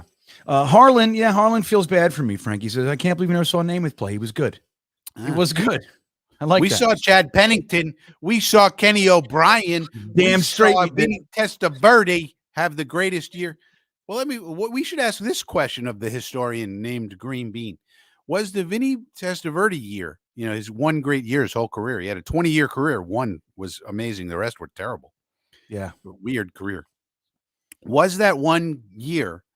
Where does that 1 year rank in quarterback years for the Jets? It's right behind Namath and Fitzpatrick. So it's like number 3. Yep. Yeah, it's way up there. I mean, dude, it was a serious year there. There was at one point, like when we did the Monday Night Miracle, he had like 20, or I think at that point he had 17 touchdowns and 3 picks. Which was so uncharacteristic for his career. He was Mr. Interception. Not like it's uncharacteristic for the Jets. The previous year we had Neil O'Donnell. He had more interceptions than touchdowns the 2 years prior. But yes, Vinny Testaverde himself, he was known like he could throw the ball from one end zone to the other end zone. I mean, he had the strongest arm in the NFL. He was 6'5". He's huge. He could do everything, but he had this uncanny ability to throw the pick that you didn't need him to throw at the perfect time not to throw it. That's just what he did. And even though he had a couple decent years with the Bucks who drafted him, they were a terrible team though. They were still wearing orange, Frankie, the guy with the knife in his, that guy with the Buccaneer. But then he went to the Cleveland Browns and had some decent years. He was on the Browns team that left and became the Ravens. So he was a Raven. as well, if I remember correctly. I believe so. And but that was his best year, not only for the Jets, but for him. So it was like crazy. And you can attribute that to Bill Parcells. I mean, it was Bill Parcells, Ron Earhart, Charlie Weiss, Maurice Carthon. Like, it was a lot of guys that, at the time were considered good coaches, but all of them were head coaches. You know what I mean? It's crazy. Then you had the Belichicks, you had the Romeo Crennels, the Al Groh. I mean, they were all on there together. It was like, I mean, that was a who's who of coaching. So you could attribute it to that. Joe Buddha says, and thank you for the super chat, Joe. He says, I'm concerned about Josh Allen. He had bad games against us and Minnesota, but now he seems to be back to his old self and will be well motivated. We have to find a way to contain and harass him. Well, I agree. And don't forget, he was looking pretty good before our game, though, too. You know what I mean? Like, so the Jets, here's the good thing, Joe. While I will echo your nervousness, I don't know how Frankie feels. I'm nervous too, man. I really am. The idea of going from a fucking 4-win team to sweeper of the Super Bowl favorite Buffalo Bills, I have a hard time jumping that far. I do. But that said, let's not forget, the good news is this Jets defense is for real. They're not perfect. Like, our safeties are still a weakness. I really don't love Whitehead. You know what I mean? I like him. I think he's good, but I'm not loving Whitehead. LaMarcus Joyner, he had that real nice bounce back, and for like game 3 to 7, whatever it was, he looked really good. I think he's settling back into shitty. You know what I mean? He just doesn't look very good. But our cornerbacks and our defensive line and our linebackers are studs, man. You know what I mean? Like, they really are. CJ Mosley has his faults, but he's a tackling machine. Quincy Williams he's blowing people up, dude. There was a play in the Vikings game. They did like a naked bootleg, right? And Cousins came out, and he didn't think anybody picked up on it. He had the ball, and he turned around, and Quincy Williams read it, and he was running full speed, and his eyes, Kirk Cousins went like this, Frank. Like, he was shit his pants. He just turned around, and Quincy Williams was right there in his face, and he threw it away. But Quincy did get rid of it. And Kirk Cousins took a hell of a lot of shots from us. He took that one. People were saying, Frankie, that he had a bad game, and arguably, he did. But guess why he had a bad game? Yeah, because they were harassing the living hell out of him, and there's that threat, like. That's the thing with when you have the opportunity, like Frankie said earlier, we're not a team that teams want to play. Like, we used to be a team that they just kind of picked on. We were weak. We gave up halfway through. Nobody gave a shit. Yeah. We're not that anymore. And the thing that you see is, like, in the first quarter, second quarter, we're laying wood all over the place. Like, we're hitting people. And that stuff comes to roost later, man. Wide receivers drop the ball. And you go, oh, well, if he didn't drop it, well, that's what happens when you beat people up all day and all game. They start to assume, they start to be affected by that. And Kirk Cousins being sloppy, in my opinion, a lot of it at least was because he was getting harassed, and there was the danger of getting completely annihilated at any given moment. So that's the thing, Joe Buddha, is I believe, while I'm with you with Josh Allen in particular, I think he's going to be like wanting to make a statement. But Josh Allen is still Josh Allen. He can be dynamic and fantastic, but he like that, those problems, those weird mistakes that he makes, that's something he does, and if you got a good defense, that's what helps those types of mistakes happen. It happens to good defenses, Like they say, what do they say? Luck favors the well-prepared, Frankie, right? Yeah, and I mean, a lot of it is how did we confuse him so much? What were we doing? Cover 3 buzz? What were we doing? Quarter, half? What were we doing to him? And that's more of a schematic question. And I think that's something you have to look at the tape and figure out. But then the question is, do you want to do that again? Because he's going to learn from that, right? He's going to look at the tape and go, they got me on cover 3 buzz on this one and blah, blah, blah. So if you do it again, is he going to fall for it again? So do you do that again? Whatever that was, I don't know if it was cover 3 buzz, but whatever we were doing, right. Do we do it again, or do we do something else and try that and see? So those are it's a chess match. It's one of the things that makes football so much fun, I think, Joe Buda. is the chess match between the sides. But but the tricky thing about Josh Allen is even if you do everything right, it's like what Olbrich said today. Then there's play 2. So you cover everything great, you rush him great, and then nothing's open. And then the second play starts, which is Josh Allen running around like a maniac because he's fast and big and strong. And now how are you going to tackle this maniac?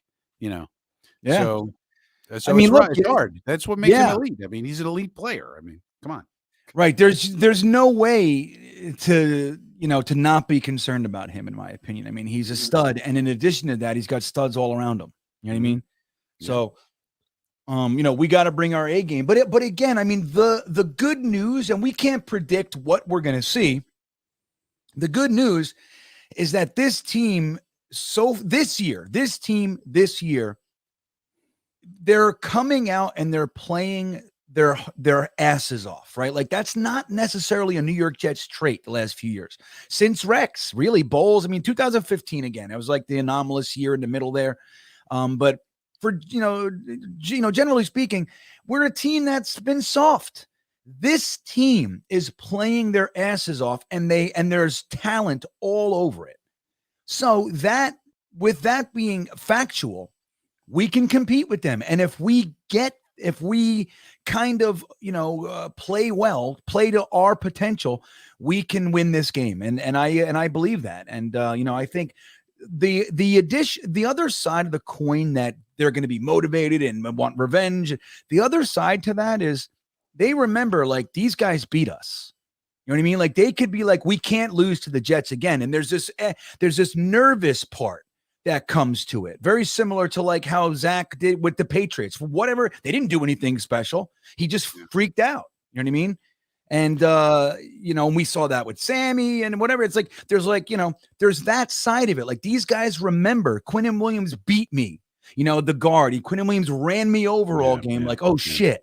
I gotta, there's all those individual battles all over the place that, can give us an edge. In addition to them wanting revenge, there's another side is my whole point there. And I think, again, if we play to our potential and they play to their potential, we got a good game. That's all. And if you got a good game, you can win just like we could have won last week.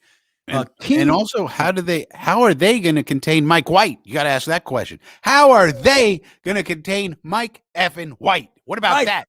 460 yards of offense every week. What about that? How do you contain that? Right, man. That's right. Frankie's got a point. How do you contain Bam Knight, baby? How do you do that? Yeah. And Michael Carter coming back at you with a healthy ankle. That's right. We get Michael Carter back. We get George Fant back. We get Sheldon Rankins. Like we're getting our team back. Right. Yeah. I like it. Corey Davis is doing well. Denzel Mims was a regular part of the offense. Dude, you see, I mean, Corey Davis and Denzel Mims, if you just look at their blocking and what they do, it changes the whole game, what those guys do out there. It sure does. Yeah. I mean, look, we have talent, man. It's all over the joint. And I think we're going to go up there and surprise some people. That's what I think. Is this a national game? Do you know? I don't know. Somebody would have to give me one of those maps. Hey, yeah, Jeremy, what's the name of that site again? I just never remember. It's like tom.com or something weird. It's like, it doesn't make any sense. We are getting Nance and Romo, are we not? Nance and Romo is the creme de la creme. So I think it's the 506. So it's Fox 506. No, yeah, that's here. I'll put it on. So it's I didn't even look at it. I'm just gonna. King Lowski will get right to you, buddy. Let me see here, just real quick, so I can see if. So it's called the 506.com. Thank you, Jeremy. So here we go. The Jets game is the red. So no, I'm here in the green. So I'll be watching Baltimore, Pittsburgh again. I know you're in the green as well, Frankie. Yeah. Jeremy will get it on national TV. Wat2K is going to be with me over here, but he watches it at the Virginia Jets fan club. We got Nance and Romo. We do have Nance and Romo. That's really great. So we got a good team. That's the top. There's no one better than Nance and Romo. That's the number one team. Agreed. I like Romo. I remember like he's awesome. his first season doing it. It was like, Yeah. I like this guy.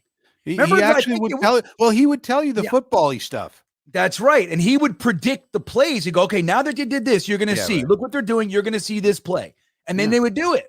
It was like, wow, this is refreshing. Instead of like Dan Deerdorf. Remember that guy? He's No, the terrible. worst is Troy. The worst is Troy Aikman. The worst. Never Yeah. tells you a goddamn thing. Oh, Wow.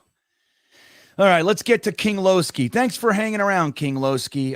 Thank you for the super chat. I want to remind everybody that every single super chat is one entry into the hoodie giveaway that we're giving, that we're having tonight, and we also have a series of shit that we're giving away for every new subscriber. If you have not subscribed to the channel, all you got to do is hit that subscribe button and put in the comments, "Hi, I just subscribed, and my number, I am subscriber number 9,500 and whatever."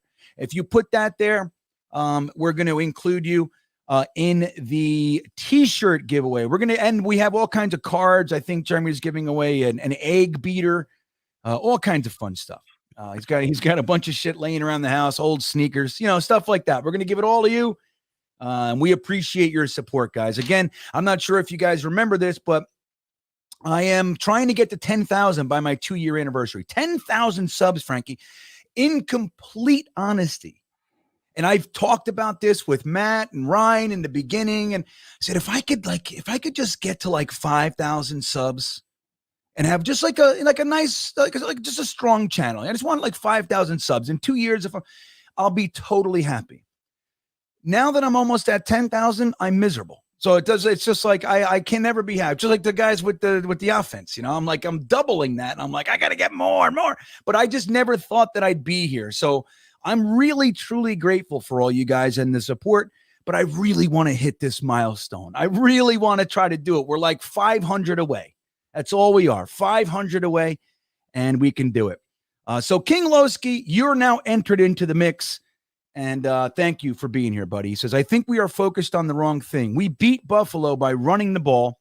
Mike White just needs to be serviceable. We beat Buffalo by running. And that fits right in line with what I was saying, King Lowski. I think ball control is the way to do it. Time of possession, slow the game down and make it ours. Keep Josh Allen off the field. Keep our defense off the field. And you do that with short plays, running plays, 4, 5, 6 yards of play. That's all you need. Do it all day long. Don't overcomplicate it. If they start stacking and they start to try to take that away, that's when Garrett Wilson, Elijah Moore, and the rest can just take the top off the joint, and we'll do that if we need to. But I'm with King Lowski here, Frankie. What do you think about the running game being the focus of our offense this week? Well, you always want balance. I mean, this is the way it works, King Lowski. I mean, you have to run on light boxes and throw on heavy boxes. So if they're giving you tons of heavy boxes, you can't keep running. I mean, you can occasionally, but if you just keep running into heavy boxes, they're just going to stuff you for 2 yards, and then you're not going to like it. So if they're giving you a bunch of heavy boxes, you need a good passing game to get them out of that. And then when they give you the light boxes, that's when you run.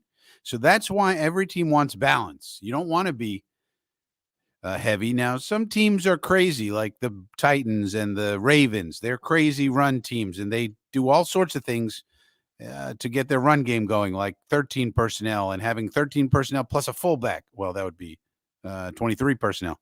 But, they have all these crazy ways to be super run teams. We don't have those. We're a West Coast offense, so we need balance.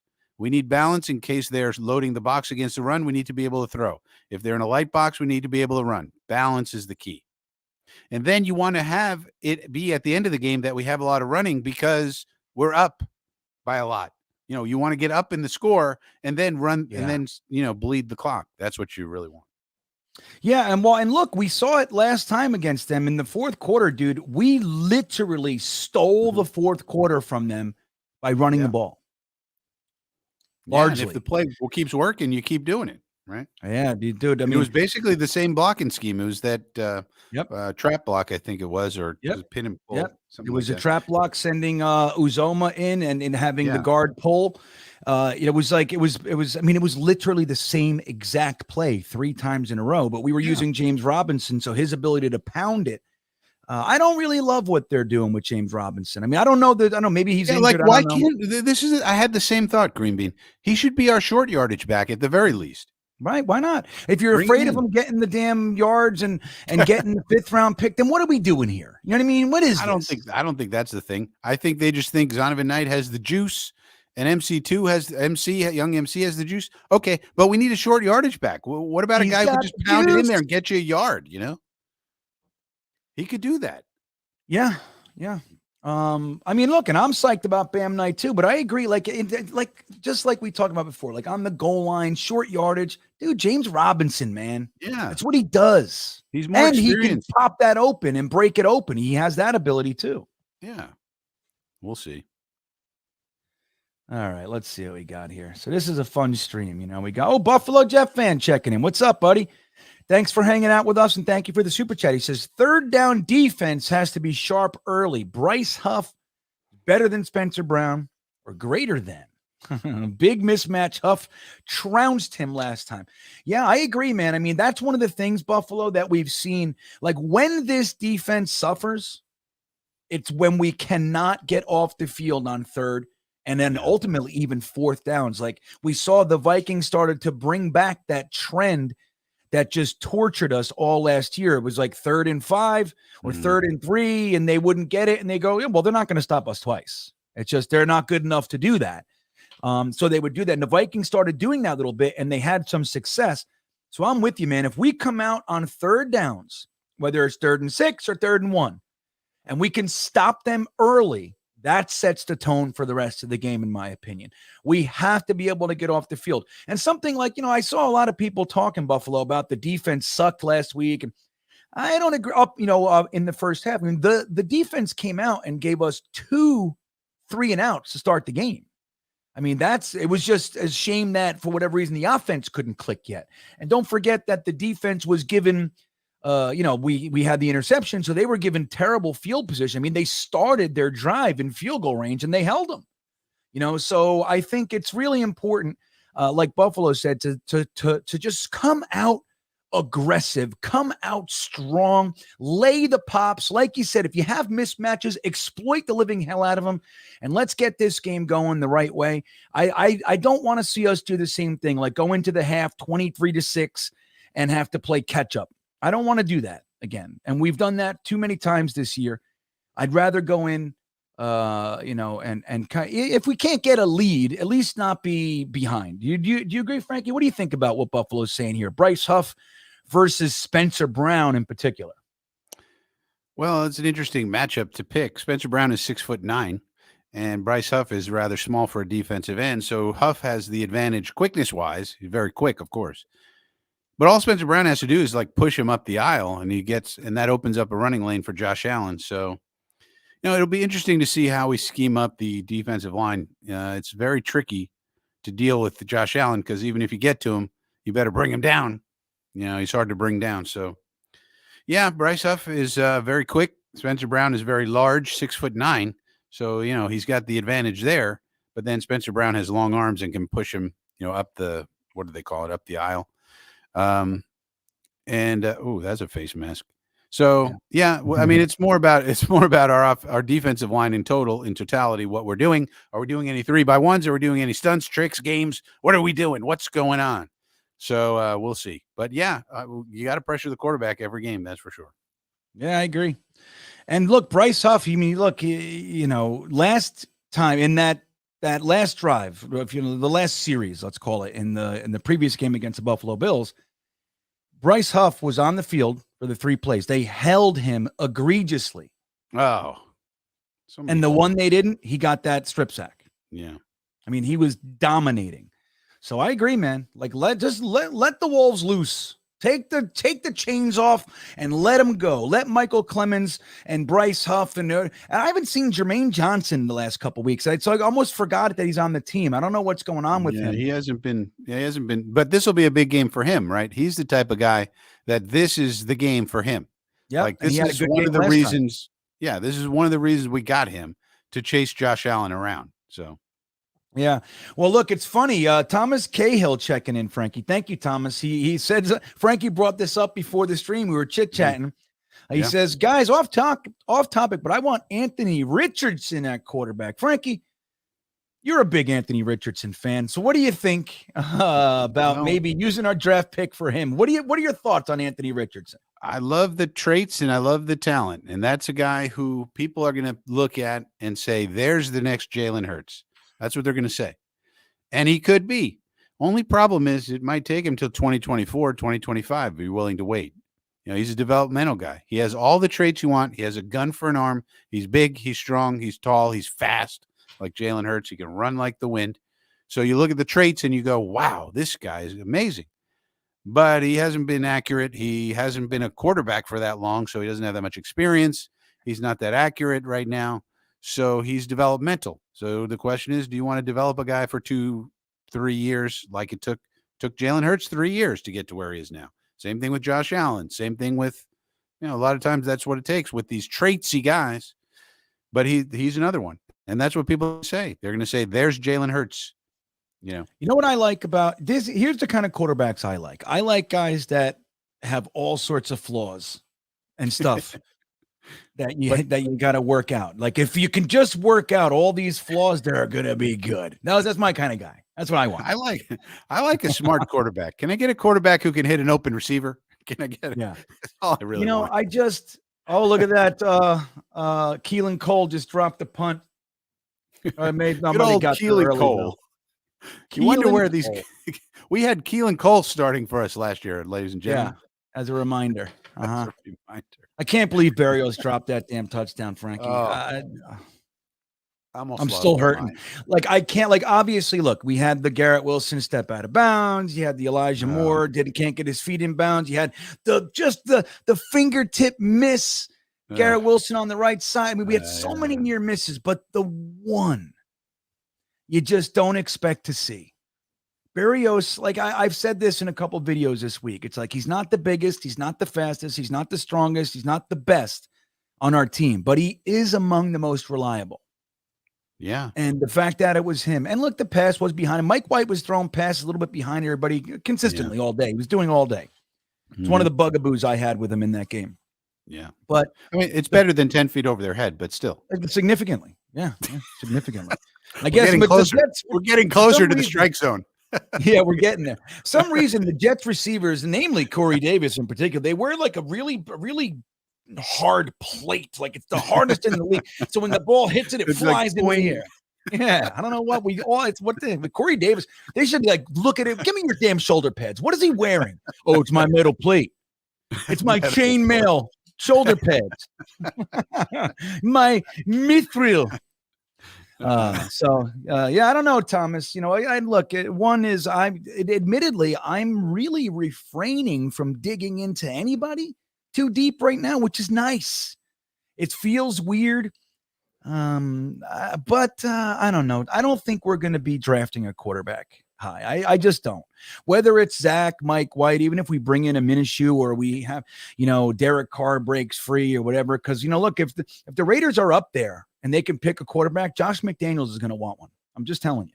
That's my thing. My thought is, if he has the opportunity to grab his quarterback and kind of extend his window, he's going to do it, in my opinion. And if that happened, I would honestly, I would like the Jets to be a part of that. If that's the case, the guy throws for 4,000 yards in his sleep, and we have never seen that since Joe Namath. Oh my God.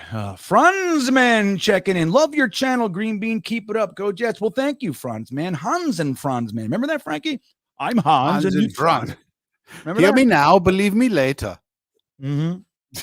Yeah. We will pump you up. We will pump you up. That's right. That's what it was. That was so Watu K real quick. He's saying that That wasn't Brown that Huff beat last time. It was Quisenberry. The Quisenberries taste like Quisenberries. Huff The beats everybody. snozberries taste like snozberries. Bryce Huff can beat just about anybody. That dude is very quick off the line of scrimmage. Yeah. What's up, Salty Balls? Good to see you, buddy. See, Dom C's here. He's saying hello to Salty Nuts. Everybody's here. This is so great. Look at all you guys. Most of you guys are really, really great. I even like some of the ones that are not so great. But then there's a few of you. Holy shit.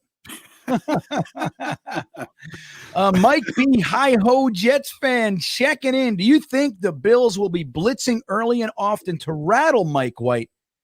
And if so, do you think he can burn them with quick passing? What will the defense do to get to Josh to limit his runs? Thank you. Well, no, on the second part of that, I think one of the key things with Josh Allen is, is a linebacker, so having a kind of a spy on him because he can take off at any given time. You want to try to mitigate what he can do. But I think really the key is just if you get to him quick, if you beat your guy and just collapse the pocket. And if you have more, like if it's just one guy, if everybody's getting beat except one guy, he's gonna be flushed out and take off. But like we saw the last game with Jermaine Johnson, we have guys like Bryce Huff and Jermaine Johnson that could potentially get him when he's doing that. So if Quinnen Williams has a great day, I think that's going to bode well for our edge rushers to be able to contain him because we're fast. So anyway, Frankie, what do you think? It's a great question. Do you think the Bills are just going to come out and try to rattle Mike White real quick? Just send the heat, let him know? Well, per NFL Pro Beta, I just looked this up. This thing has amazing stats. It tells me the blitz percentage of every single team in the league. So I could easily look this up for Mike B. Hi-Ho Jets fan and tell you that the Buffalo Bills blitz percentage is 20%, which is very low. And our blitz percentage is damn near lowest in the league, 18%. We never blitz. We're like third lowest in the league. And we still get all these pressures and sacks, which is great for us. But they do the same thing. They're not a big blitz team. 20%, that's not high. They're in the bottom of the league here. So the question is, do they break their tendency against White? I would say they're probably not going to break their tendency against White, put more people in coverage and muddy the picture that way. Remember, they have Jordan Poyer coming back, it looks like, and he's one of the best safeties in the league. That's a guy they're going to use in all different ways to disguise. What is he doing? Is he in robbery? Is he in thief? Is he in this? Is he in that? And confuse Mike White. Wouldn't you want to confuse Mike White rather than blitz? As soon as you blitz, Mike White's quick enough to know. I mean, if they're going to look at the tape, they're going to know Mike White is, as opposed to Zach Wilson, is quick enough to know, okay, they're blitzing me over here. Throw it the blitz. Get rid of it. Yeah. Don't do a pirouette. Don't run backwards. Don't do a moonwalk. don't do a spinneroozy. Just get rid of the damn freaking ball. White's smart enough and good enough to know that. He's shown that on tape. So I would say probably not. Now, there will be times when Leslie Frazier unleashes the blitz, of course, like every DC. But I would say probably not. I would want to muddy the picture for Mike White. Let him try to figure out what Jordan Poyer's doing, et cetera. Yeah, and they get Matt Milano back too. So I mean, at least compared to what we saw last time, Poyer and Milano are. I mean, they lost Von Miller, so that's a huge vacancy. But getting those two guys back, in my opinion, at least equals out, the impact that they're going to have on the defense. Those guys missing, they were helpful. That was helpful. Yeah. And again, I don't know, man. I think, even though that was one of Zach's efficient games, he played a good game. It wasn't lights out or anything, but it was a good game. But I do think that Mike White's going to have a little bit more success, or at least can have a little bit more success with the talent that's around. I think that Elijah Moore and Garrett Wilson and the guys, I think they can get open. It doesn't matter who's there. They can get open, both of these guys. In addition to guys like Michael Carter and the tight ends, if they just stop dropping it, namely Conklin. But I think if Mike White is good enough to capitalize on that, and if we're not trying to stretch the field all day, if we're just taking the 6 yards, so to speak, I think that we have a good chance to stay on the field. And if we do that, I think we have a good shot of winning, man. Sky C checking in. What's up, man? The nice purple super chat. Or not purple. What the hell's the matter with me? Orange, Frankie. I don't know what sometimes let's see. Do I have an orange light here? No, that's kind of orange, right? We'll do orange. Maybe I'll do that with every super chat. What do you think, Frankie? Nice. Change my lights. A little thinking too much. Hey, GreenBean and Frankie. I love how tough our defense played versus the Bills and the potential our offense can surprise gaining momentum with Mike White and company. This is going to be a real blue-collar, nasty game. I believe we can win. I think that's a good way to say it. Clearly they are star-studded. Like they were the odds-on favorite to begin the year. It was like the Chiefs and the Bills. Those were the guys that most people safely landed on when they were predicting who was going to get to and win the Super Bowl. So they have all that, but underneath, they're really just a hard-nosed blue-collar team. That's what they are. And they'll punch you square in the face. I mean, they have really talented, hard-nosed guys all over the damn roster. And I think it is a good matchup for us. I mean, we do too, Frankie. That's the interesting thing. You look at guys just like Quinnen Williams, who by the way, I think he should never play another snap for another team ever.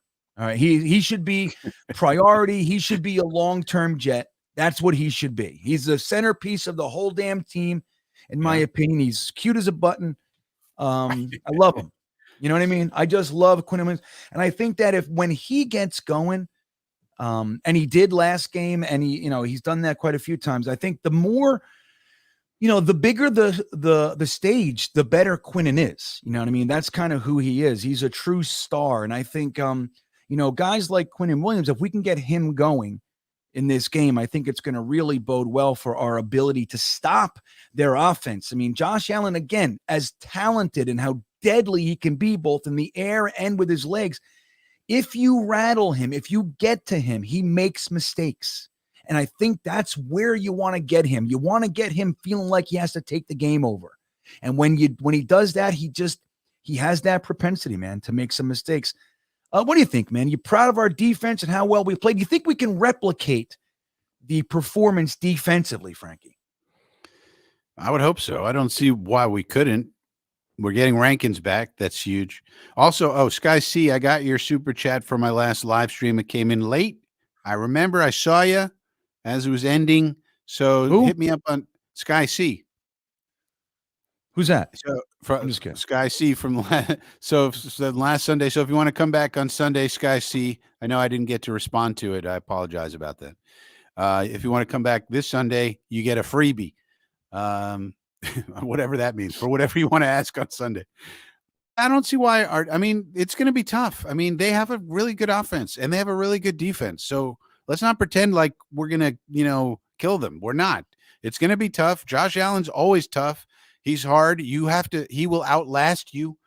He's going to run around and your defensive linemen are going to be chugging, toward the sideline. Here's, Nathan Shepard running and, trying to keep up with Josh. It's very difficult to do. And, we'll see. We did a great job last time. Can we replicate it? Well, it's going to be tough, but let's hope so. Yeah. But it is going to be tough. And I see people in their Sky C, they're talking about Milano not being 100%. I mean, he is listed as questionable, but I read something that said he's likely to play.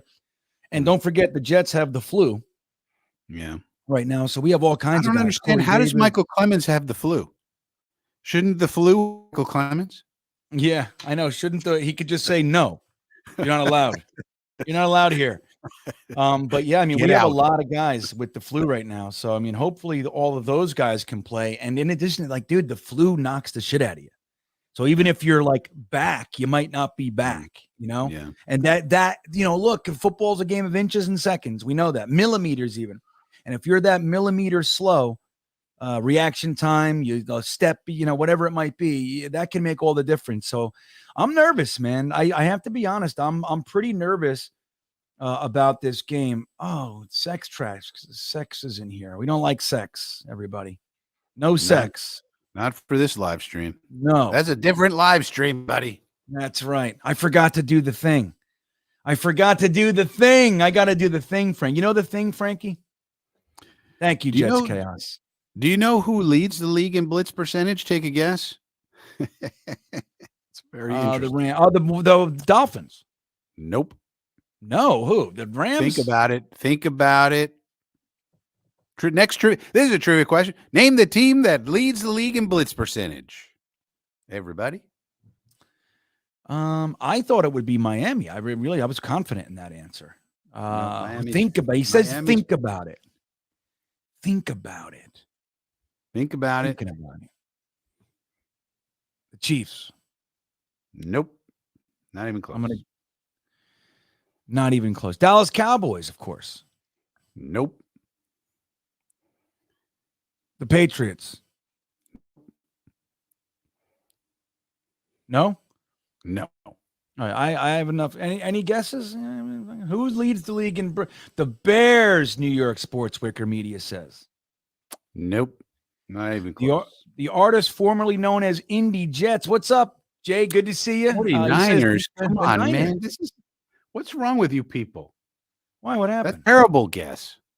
Giants? Blitz, they're solid. There we go. John C with head straight. Yeah.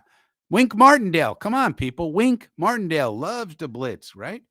46%. 46. Wow. Almost half the time he's blitzing your ass. Well, are they a 3-4 base? They're amoeba front, man. They're like a 3-4-2-6-1. I think they do a whole bunch of crap. Yeah, because they're really like a 4, but like this Kayvon. Is he a linebacker? Is he a defense? Both? Is he not? Is he standing up? Is he in the dirt? They like to do an amoeba front, I think. 40% blitzing.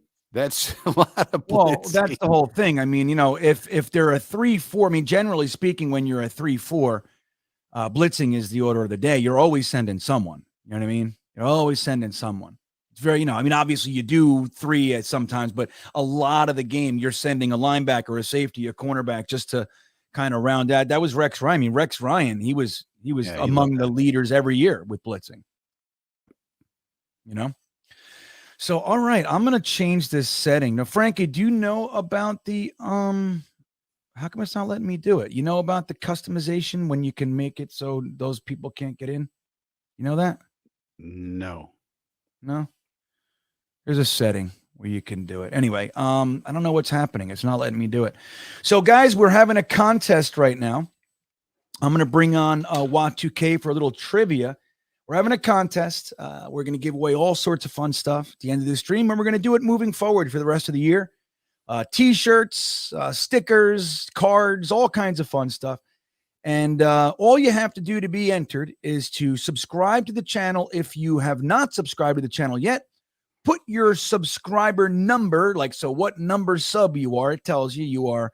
You click it, and it says 9,500 or 485, whatever. Put that in there. We'll keep track of it, and we're going to gather you all up and give something away. Tonight, I'm giving away a hoodie as well. For every super chat you guys get entered, we're keeping track. We're going to give away a GreenBean hoodie, and I think you guys will like it. It's the one that I wear all the time. It's real nice. You guys will like it. So anyway, yeah, if you want to get in on that, if you haven't subbed, please sub. If you want to get in on the other one, send a super chat, and you will be added. Okay, so let's get to some trivia. It is trivia time. The game, so we know, just so you know, is 13-3. The Raiders are leading the Baker Mayfields. So that is good to know. And now we will bring on our good friend from Virginia, Wat2K himself, New York Sports, Wicker Media CEO. What are you doing, buddy? Welcome back. Oh, wow. You're good really to be back. I never left. Well, it's only been an hour as opposed to a week. What? Yeah, no, you were like frozen. Yeah, I took you. I think you're on a delay. So, Wat2K, I'm gonna say something. I was frozen. I'm gonna say, speak now. I'm gonna do that. I want to see how long it takes you to respond to me. Okay, so I'm gonna say this. Speak now. Okay. Yeah. We have what is that? 2-3 seconds? About. Oh my God! Wait, is that? That was a long wait. So we have to know that. So it's real easy to step on each other when there's a 3-second delay. So, all right. So here, let's do that. Where'd he go? He just left. He said, fuck this. Just bailed. What is this? Gaetan says hoodie season. Watch out for your girl stealing them. I'll tell you what. There are few things I like more. Like, I'm an old man, right? You guys know this. I'm no longer a hot commodity on the market out there. But there are few things that I liked more than a girl wearing my hoodie or wearing my flannels or my jersey. I love it. It's just, that's the look, man. You got the look, right, Frankie? I love that look. I don't know. I think I'm with Gaetan, man. I don't want my girl stealing nothing. Listen, go buy her own damn hoodie. What are you doing? Sticky fingers. They can steal our stuff. We can't steal their stuff. Well, not without being a complete purge, right. It's so. totally unfair. Women got an ability that we'll never have. Yeah. It's tough being a guy, isn't it? Man. Yeah, it is. It is. But I'll tell you what, we don't have periods and we don't have menopause. So I'm willing to take this one. I'm willing to take it. So, hey, real quick, I see this in the chat, whatever it is. I'm just going to bring it up here. This guy, David, wants to start a room. I don't know what you're doing here, David. I mean, I'm clearly, you're not seeing too many bites because it's kind of silly. I don't know how old you are. He says he's from Long Island. He's been a Net fan his whole life. And he's going to own the Jets. He owns Monster Energy. Well, here you go. Send me some monsters, Dave, and I'll believe you. You send me 3 cases of sugar-free Monster, this one or the blue one, and I'll promote whatever crap this is, or I'll help you. All right. But he says he owns Monster Energy and he wants to post it so the media can ask if the team is getting sold. He wants us to help him start a crazy baseless rumor, Frankie. What do you think? Should we do it? No, because the Johnsons don't care. Johnsons are like, why are we going to sell the team? This is a beautiful asset we have. It's beautiful. Hand it down to my children. Yeah, that's right. Right. And this is the kind of thing too. Like, not only is it, they bought it for $600 million and now it's worth $4 billion. Not only is there that, but Woody gets to hang out in some pretty cool circles. And even though he's kind of nerdy, everybody pretends they love him. He gets that too. Don't forget, they also own the MetLife Stadium company. That's MetLife Stadium's a whole other company they own, and they get to go to all the concerts and all the soccer games. All the cool people come to town when the cool concerts, whoever that may be these days. Taylor Swift, I don't know, but he gets to go and hang out with all the cool people backstage. Well, he doesn't get to do that otherwise. What else is he going to do with his life? And also that makes even more money for him. Yeah. So yeah. So I don't know. I mean, it's like Gary V. He's talked about for years. And I think if David was really the owner of Monster, he'd be a little bit better with. Go on. No, I think if David was the owner of Monster, he'd use a little bit better grammar and spelling. I'm just saying. I think he would have had to figure out how to actually write by now. Just a thought. Well, I don't know. Maybe he. Am I really for that Monster, and he's just like super frenetic. Well, look, he's in here defending Monster. He says it's not. It was created as a healthier alternative to soda for caffeine. Yeah. I mean, David, you're digging a hole here. There's plenty of caffeine in here. Plenty. There's taurine, caffeine, all kinds of enes. They're all in here. And Monster's a public company. So, Dave, I don't know what you're doing. I just put it up there just so we could, bring it to shine. A lot of times, like when you have these ideas in your head and they sound like they feel like really good ideas. And then you speak them out of you put them into the world, into the light, and you realize instantly, wow, this is really a bad idea. That's what I'm trying to help you with right now. It's a public service. So listen, it is trivia time. And even though Watt 2K is here, he's on a little delay with us tonight, but we're going to give him plenty of space so he can do our trivia. Here's the rules, everybody. Watt 2K has dug up usually a question that has to do with our current situation, maybe the team we're playing, something like that. But it always has to do with the Jets. And he digs up great questions. Our job is to hear his question and try to answer it in the 4-minute time limit that Watt2K keeps track of. There's no usage of any search engines or Encyclopedia Britannicas allowed. This is an honor system. Of course, you could just do it and be a jerk, but we're asking you not to so we can see how good our Jet knowledge really is. And Jeremy, no calling Glenn. Glenn, the encyclopedia guy. So, Wat2K, you are up. What do you got for us this week? Okay, so your question is going to relate to one of the most famous Jets-Bills games that there ever was. We're going to talk about the famous Dennis Byrd tribute game in Orchard Park, New York, back on December 6, 1992, a game that the heavily favored Bills lost to the Jets 24-17. So the Jets were up 24-17 with a minute left to go. The Bills had the ball. The New York Jets defense knocked the ball loose from Jim Kelly's hand and recovered the fumble to seal the win. Your question is, who forced the fumble and who recovered the ball? Your time starts now. Mo Lewis did both. Yes! Yes! You know I wouldn't make it that easy on you. I know. All right, guys. So you heard the question. What year was that again, Wat2K? It was 1990, December 6, 1992, right in the middle of the Bills AFC Championship run of 4 years. All right. It was James Hasty was the fumble forcer, or the other one. James Hasty is incorrect. All right, guys. We got to get this. Come on.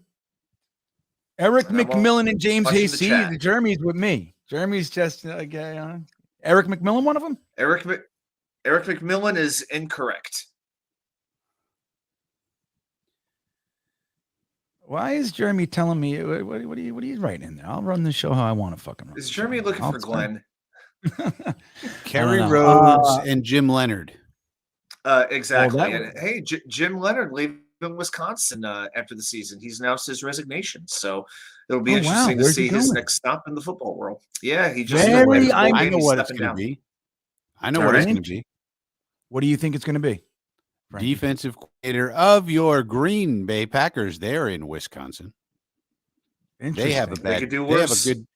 They have good defensive players in a bad defense. So okay, I will how about give you guys Victor Green?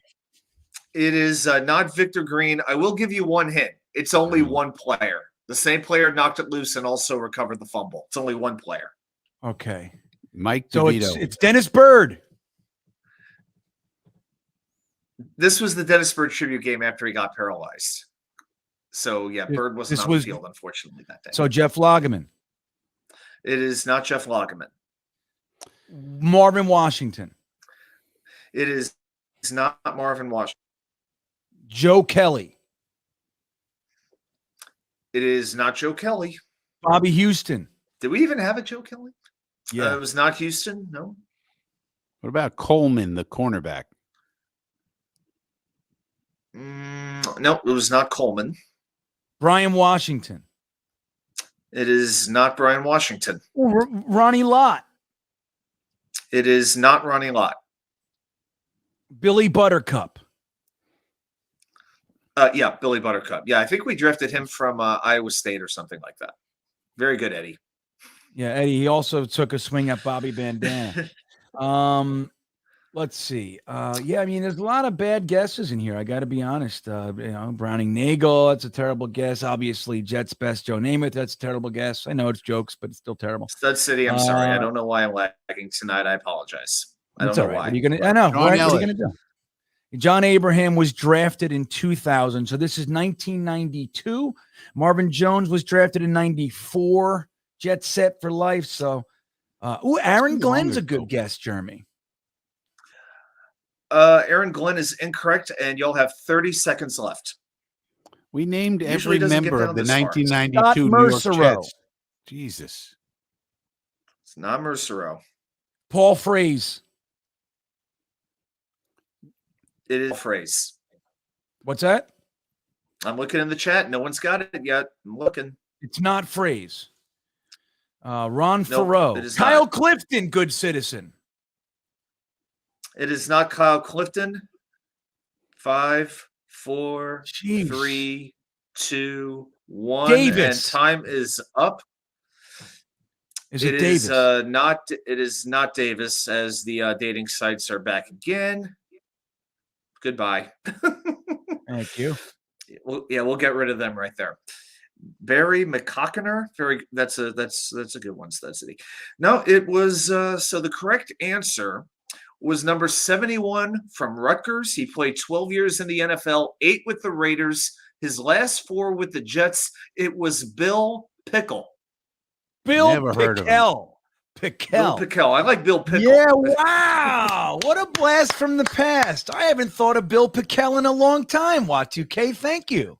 Very nice. I got to be honest. I didn't even know his name until I was researching this. I didn't even know who he was. I got to be real. Yeah, he was. I mean, he was never great, but he was solid. He was a solid football player. I liked him a whole bunch. Bill Pickell. Yeah, so if you go back and watch that replay, he knocks the ball loose from Jim Kelly's hand, falls on the ball. It clinched one of the probably the more emotional Jets victories of that era for sure. Well, if I remember correctly, that was like the first time we beat them in like 4 years. I mean, Yeah, maybe it's I been have a long the time. year wrong. Maybe I have the year something. There was a long stretch where the Jim Kelly Buffalo Bills, the Bruce Smiths, Andre Reeds, Thurman Thomas, those guys, they beat the hell out of us for a year. We couldn't beat them. And then there was one game where we got to beat him. It was the best day ever. Oh, I was so happy. I remember where I was.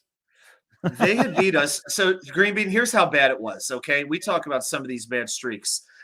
Before that game, the last time we beaten Buffalo was September of 1987. We had lost 10 in a row to Buffalo before that game. Wow. See, so that's it. You know, I'm very curious. Let's see what our Jets versus Bills all time. I think it's 63 and 53, 67, 57 Buffalo. Yeah, I got the history now. Yeah. All right. 67-57 Buffalo. Let's take a look at this real quick. For you guys. And I'll bring Jeremy on in the meantime. So, Jeremy, you ready to just pop your face on here? You good? Okay. You got your all napkined. All right, let's see here. So let's take a look at the overall record and let's see how it goes. So, like Watu-K said, here we go. The overall record: the Bills lead the series 67-57, with the New York Jets winning the last game. So look at this. So now this is coming from the New York Jets perspective. All right. So look at this. We won one here, but we lost the previous 4. 1, 2, 3, 4. Then we won one, lost one, won one, lost one, won one, lost one, and then won 2. So not a bad, outside the last 2 years, it's a pretty good fight, and it's a good rivalry, if you will. Then we had the 2016 to what is that? 2013, 3 years of no wins. But look at this streak, Watu-K. Look at this. From 2009 to 2012, we owned them. See that? Look at that. We owned them good. That early Rex era, yeah, we dominated. And even into this, they beat us once out of 1, 2, 3, 4, 5, 6, 7, 8 times. Once in 8 swings. So not bad. You ever look at the Miami Dolphins one? I mean, people, it's just really interesting. We're like, it's almost tied. Look at this. So the record is 57, 56. Yeah, they've been on a hot streak. Yeah, we've been losing lots of them. Yeah, but look at this. I mean, it's really, and look how many losses we've had against them recently. We were so far. It's really streaky. I mean, there's a lot of times you're like if you look here, like what year was that? That's 1998. Like look at us. Like just we go on a streak, and then they go on a little streak. Then we go on a streak, and then look at this long streak here. This is what is that? 2008s. But recently, look, it's a kind of a battle. But it's really recently where they've kind of pulled ahead. I mean, overall, up until around here, we were leading the series pretty comfortably. And then it's like, you got this. Let's see this. We beat them. Let's do this. From 2014. We beat them. So from 2014 to today. So that's to the last, 8 years. We got 1, 2, 3, 4, 5, 6 times in 8 years. Not very good, guys. Not very good. But again, we have the most recent one. So we beat them 40-17. That was a fun one. Wasn't that a fun game, guys? What do you think of that, Jeremy? That was a great game. Anytime we win, but that was a great game. Joe Buddha wants to bring up. He wants me to. Yeah, they were in the game for like a little bit, but really start to finish, it was just fun. Yeah, I don't know if I want to do that, Joe Buddha. I don't want to recap the loss. It's painful, buddy. You know what I mean? I don't know. It's painful.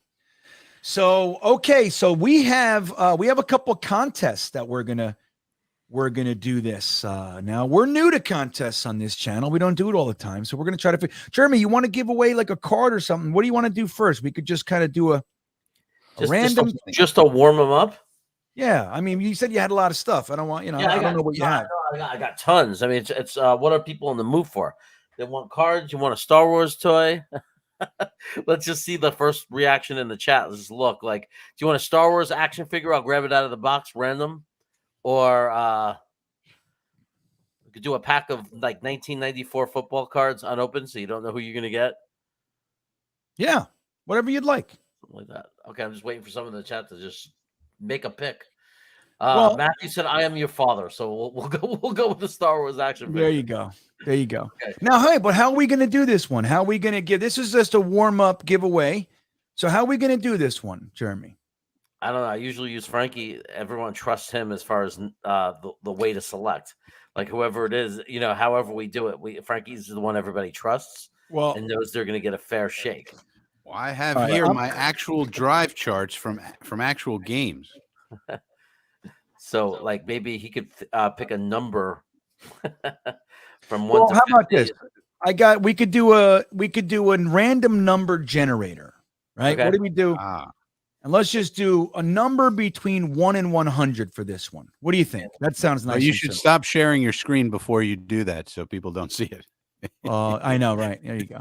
Let me grab a toy. I'm going to randomly reach in the box and grab an action figure. Yeah, and in the meantime, I will remind you guys that I forgot to do it. I gotta stop forgetting to do that shit.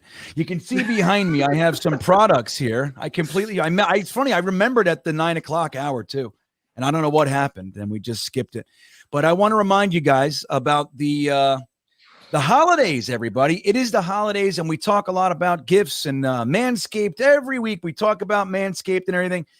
This is the holiday season. If you are considering, hold on one second, Jeremy, hold on. If you are considering Manscaped, there's no time like now, whether you're buying it for someone, whether you're telling your wife or girlfriend what you'd like, or you're just buying yourself a gift, which I do every single year. I love it. I always buy myself a nice holiday gift, whether I'm celebrating Hanukkah or Christmas. I always pick one and I get myself something nice. Now's the best time. Manscaped has tons of offers on their site, like 30% off.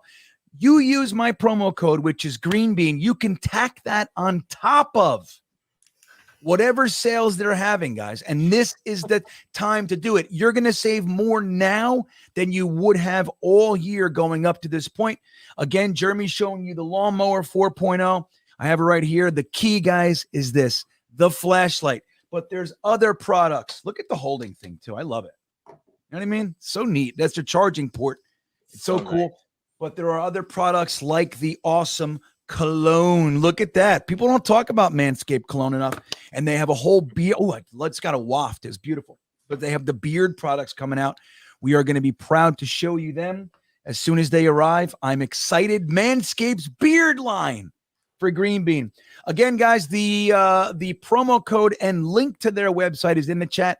And don't forget, you can get free shipping and 20% off on top of whatever sale they're doing by using the promo code GreenBean.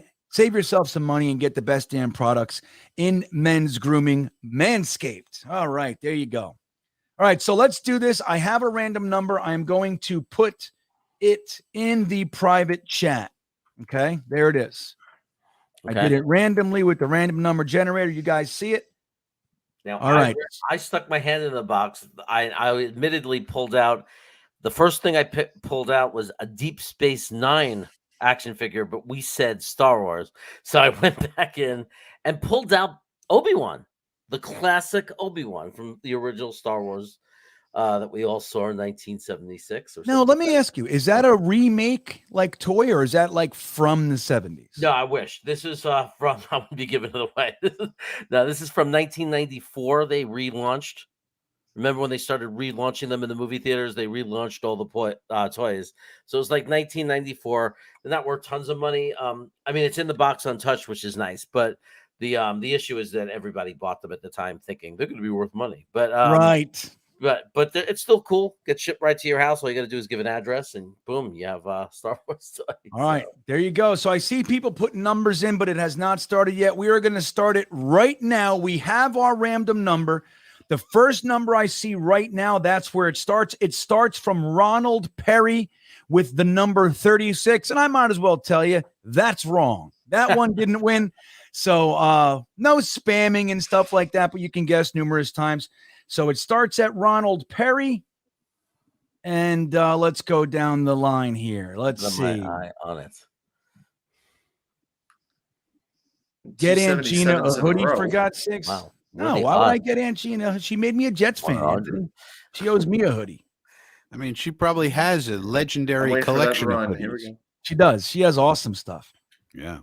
My grandmother and grandpa, every year, Gina will corroborate this story. Every year, you know what Gina and I got from my grandparents? Jet shit. They're easy. Just get them a Jets What's that? coat, get them a pullover, get them. What they just got us Jet stuff. Do you see a winner? Not yet. Not yet. You guys are Nope. all incorrect. Nope. You guys are terrible guessers.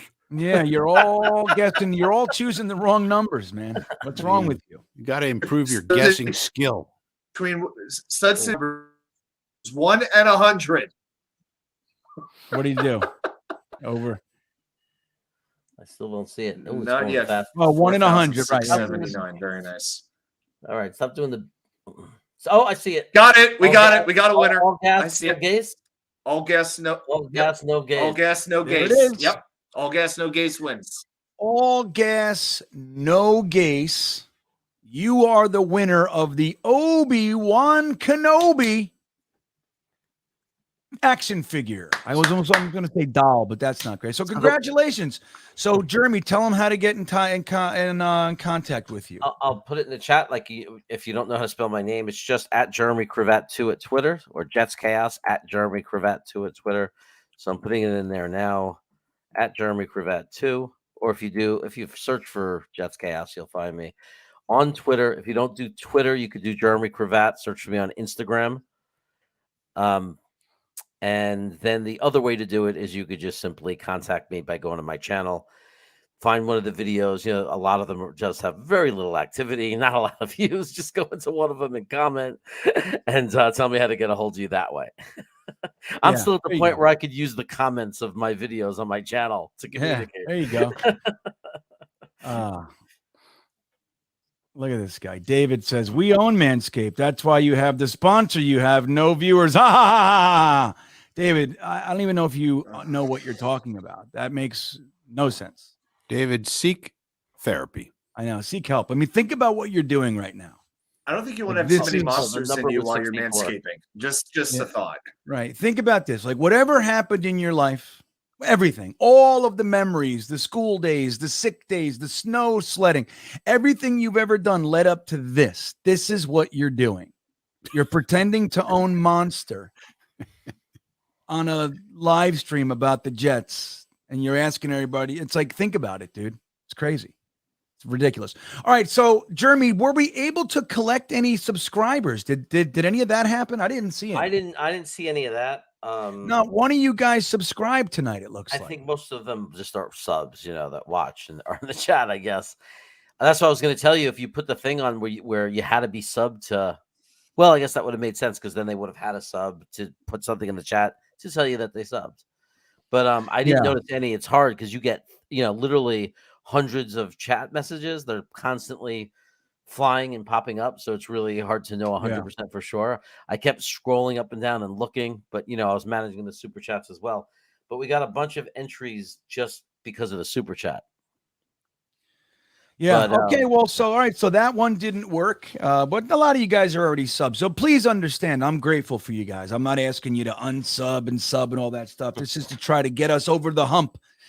So we're trying to get some motivators in here and make it a little bit more fun, right? So in addition to that, we had a contest going that was for a Green Bean hoodie. Let me see if I have a picture of it here. Let me see. I think I had it. Merch. Let's see. Nope, that ain't the way. T-shirt. I don't know. I might have moved it to another external hard drive. I got all these external hard drives, man. I got so much shit. So much stuff. Let's see here. Nope, I don't have a picture. I could do this though. Let me show you guys right here. I'll show you.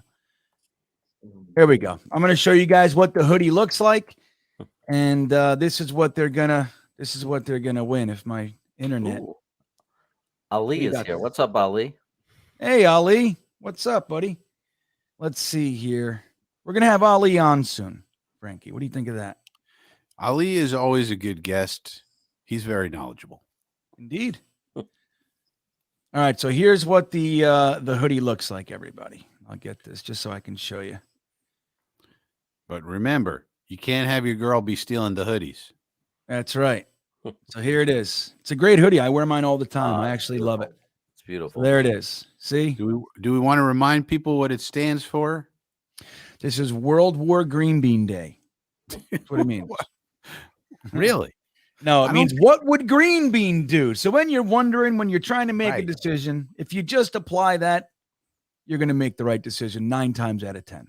So it's not only a comfortable, warm hoodie, it's also a decision-making tool that you have at your disposal in those moments of confusion, in those moments of stress. You're not sure what to do. You're wearing an article of clothing that tells you what to do, and which is you just think to yourself, okay, what would Green Bean do in this situation? And boom, like lightning striking you on your head, it comes an idea. Oh, this is what Green Bean would do. Therefore, that's what I should do. And it improves your life significantly. Frankie, I could not have said it better myself. And just so we're clear, this is the example of what will happen right here on the screen. If you do, in fact, have a lady in your life, she's going to steal it. So they just told you right here. This is what you're brace yourself. Now there's different colors and stuff. You could tell me which color you want. There's army green, the black and everything. Here's white. It's a really, I'm telling you, it's a great hoodie, man. I love it. I wear mine constantly. I never wash it. Never. And it's doing all right. So, sneakers in the photo. There it is. Yeah, Slago, you saw that. Sneakers. What would Green Bean do? Over and over and over again. Exactly. So, all right. So, Jeremy, we have the list of people. What we're going to do it very similar to how we do it on Ryan's channel. How many do we have? Like 10? I think maybe more. We have 16 entries. There's one person who did 2 super chats, so I put them down twice. I did it by each super chat gets an entry. If that's what you agree with. Wait, I'm sorry. What'd you say? I was reading. I did it as each super chat individually counted as an entry. Yeah, because there's one person who did it 2 super chats, so they're entered twice. Correct. Okay. Agreed. So yeah, every super chat is an entry. 2, 3, 4, so, 9, all right, here you go. 1, 2, 3, 4. You know what, David? Goodbye. Goodbye, David. Done with this guy. Okay, so 16 entries, Green Bean. All right, so here's what we're going to do. We're going to do the odds and evens. Now, Jeremy, it's very simple. You have them on a list. If it's odds, you start at 1 and go every other one. If it's evens, you start at the second one and go to every other one and take them out, okay? It's hard to do that because it's on my phone, so I don't know how to take them out. It might take a little longer, but I can. I'll just hit the thing and delete it, so that I could do it. Okay, I love that you shared with us your whole entire process. Well, it's not as easy as just crossing it out. Right. Well, hey, man, this is the first time we're doing it. There's going to be some kinks, right? You know, we're learning. Yeah. We're learning here. So on the count of 3, everybody on the screen, give me a number.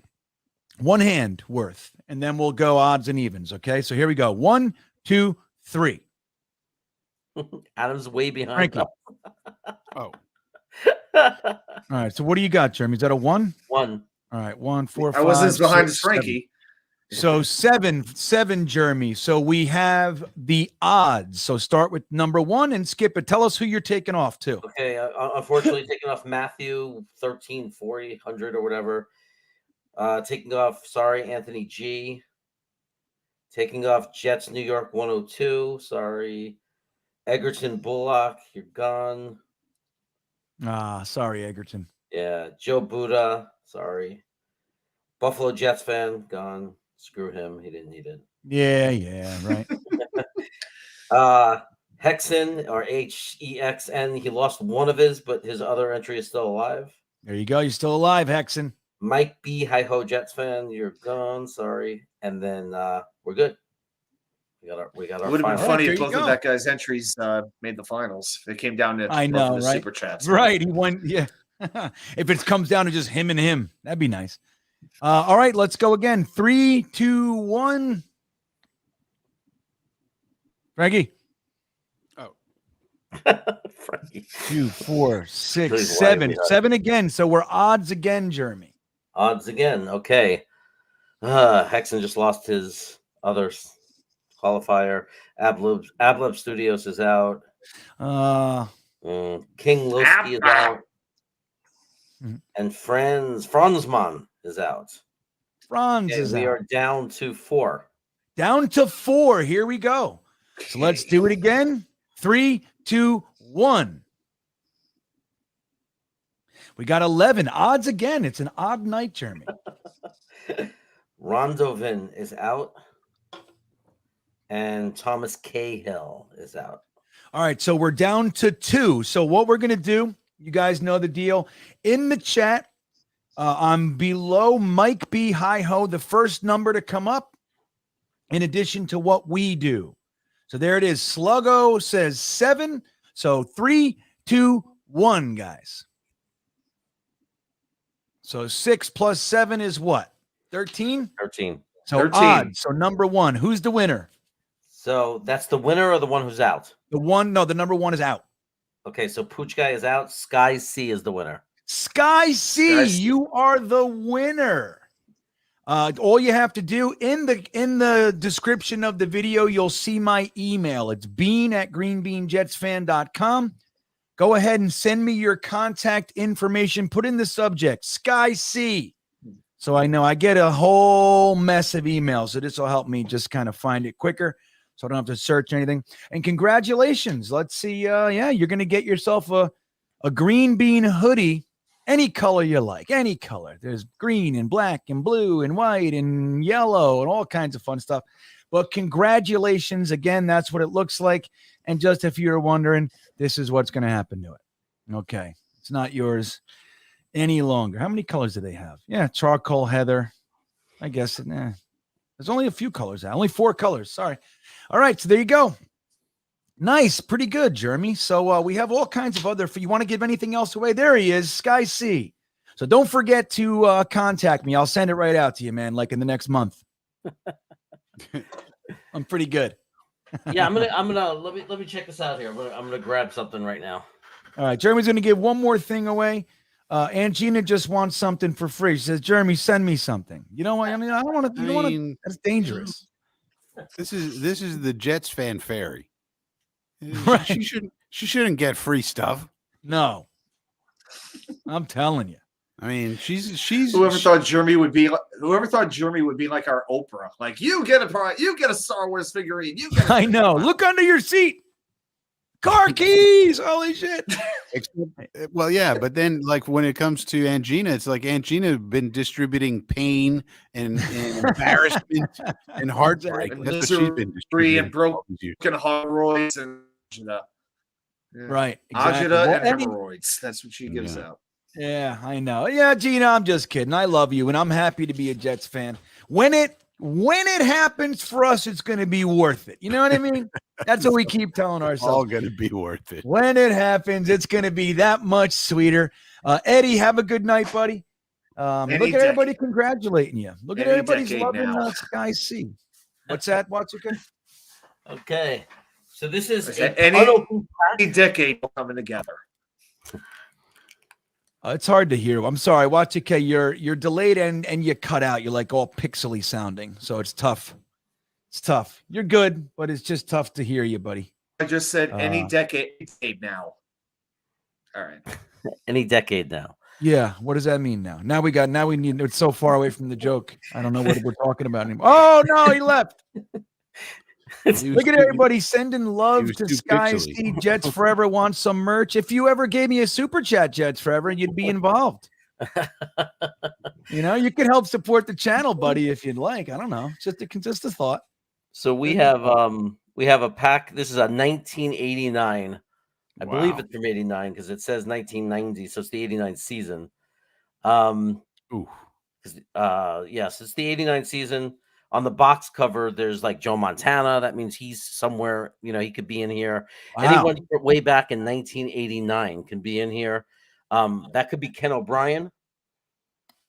Could be Freeman McNeil. Could be Freeman McNeil. Could be Percy Snow. Wesley Walker. Yeah. The question is, all the best. How do we pick a winner for this one? Because we didn't plan this out very well. We'll just do the random number. Okay. But very quick, just while we're doing this, we're going to ponder something. Carmelo Elboro's Way wants to know, is there such a thing as too much bean? I don't know. I don't know how to take that. Is that a passive aggressive, like, end the stream? Is that what he's saying, Jeremy? Or is he saying, no, and I'm still having a great time? Is this? I think that he's reacting to somebody else who may have said, I've had enough or something. My guess, knowing Carmelo, and he's saying, is there such a thing of too much bean? Like that would be my guess. Because he's a very loyal. Yes, I know he's very good. Well, what's interesting? Everyone can determine their level of beanness.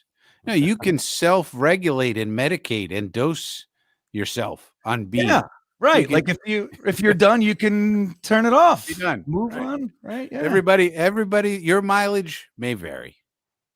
Yeah, right. So, but this is a good. B-Trav says it might be Nu Ufa'aola. Remember that? Remember how they used to make us say that, B-Trav? Nu Ufa'aola. That's how you had to say it. All gas, no gas says it could be that pickle guy. It could. All right. So look, we're going to do the random simulator. I have it here. Let's see. Random number generator. 1 to 100.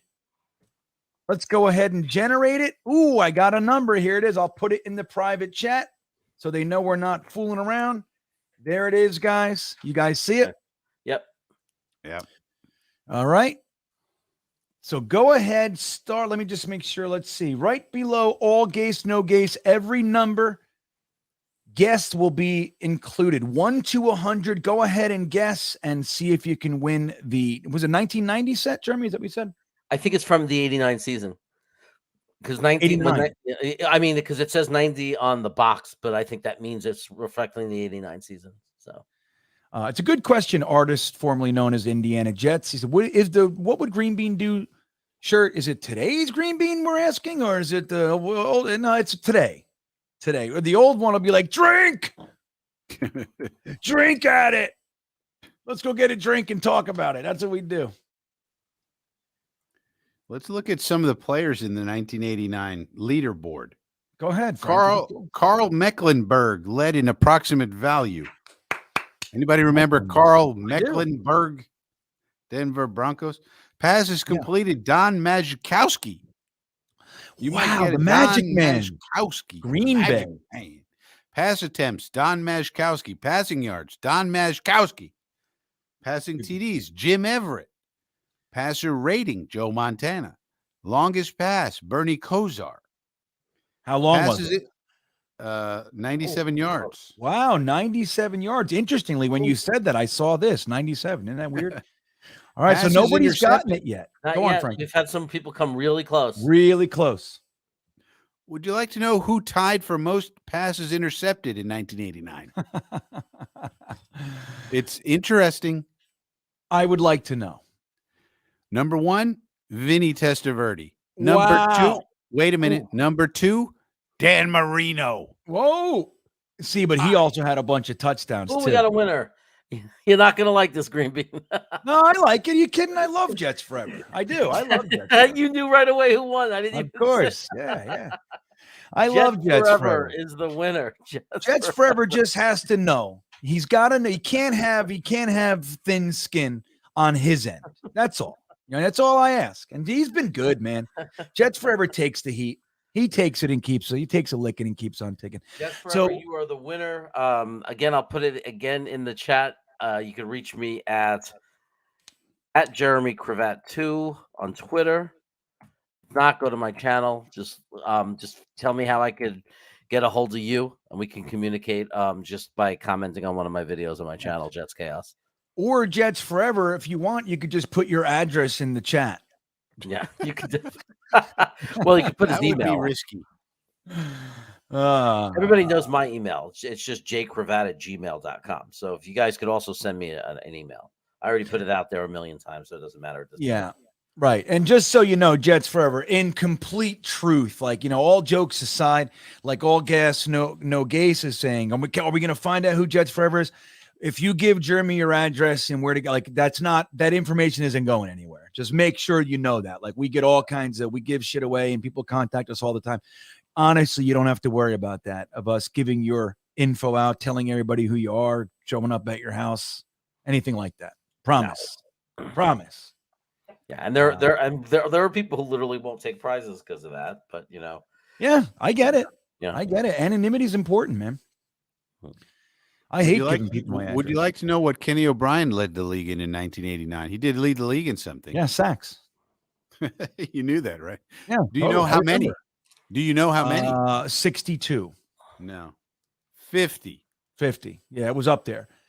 I mean, I didn't know, Frankie. Truth is, I wouldn't. If you asked me what year, I wouldn't know. But I know there were years where Kenny O'Brien led the league in sacks, and I mean, his offensive line. I mean, if Ken O'Brien had, like, if they did draft Anthony Munoz and all that, if Kenny O'Brien had an upper echelon offensive line for his career, he would have remained one of the better quarterbacks in the top 10 every year. He had it. He was getting crushed.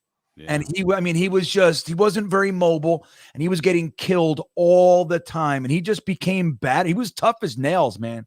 He just kept getting up he had buck teeth. He would like smile. He just kept getting up, and he would just get killed the next play. I mean, I loved Kenny O. He would have those games, man.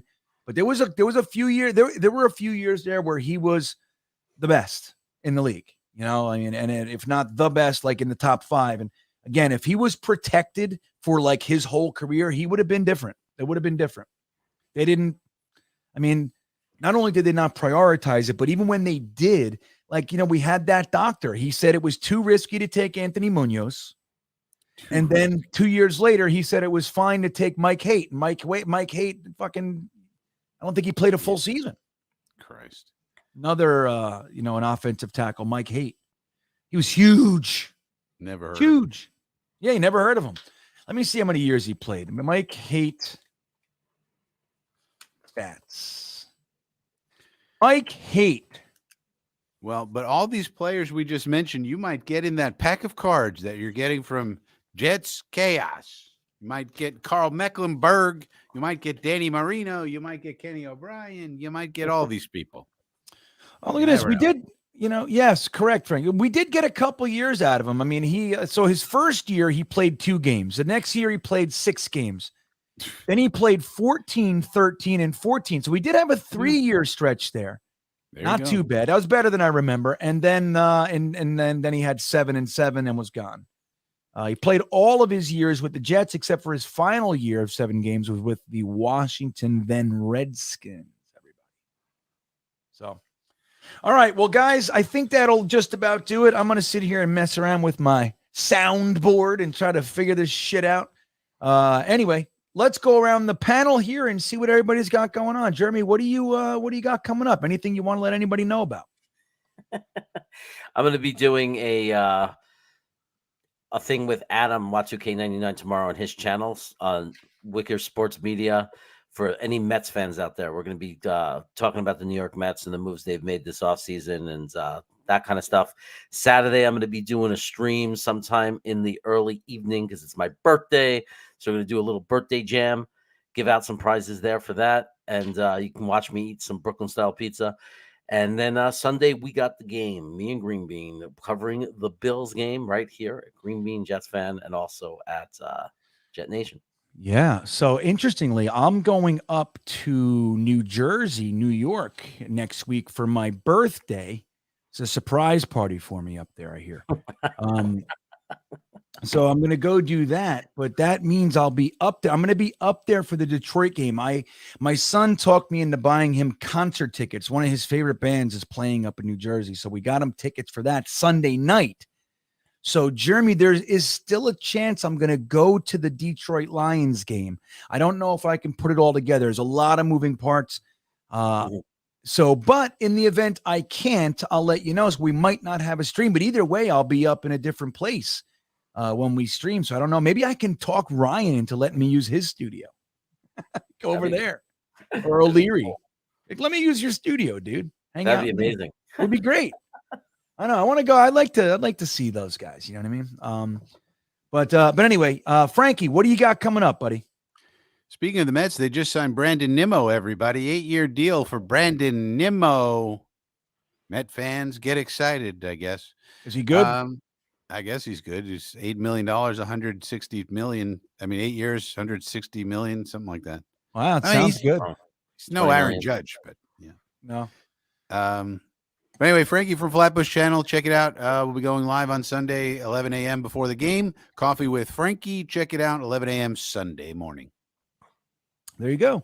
Frankie from Flatbush. And let's not forget to remember Y2K as well. He bailed on us. Let's see what he said. I just asked him, where'd you go? I don't want to be a distraction. Yeah, I hear you. Okay. Well, that's nice, right? That's very nice, Y2K. So let's go ahead and remind you about his channel. Y2K is the proud owner of New York Sports Wicker Media on YouTube, and he could use your support as well. He's making content, Jets, all kinds of stuff. I mean, look, he's Y2K. He's one of our boys, and he's out there as well. He's also the president of the Virginia Jets fan club, which is a fantastic group. If you're ever in Virginia, Norfolk, Maryland, anything like, you're looking for a group of people to watch the game with, I can't recommend them higher than I do. I mean, they're great. They have lots of giveaways, great food. It's a really good place, AJ Gators in Norfolk, Virginia, and you can meet Y2K there. So he's not here with us right now, but he's here with us in spirit.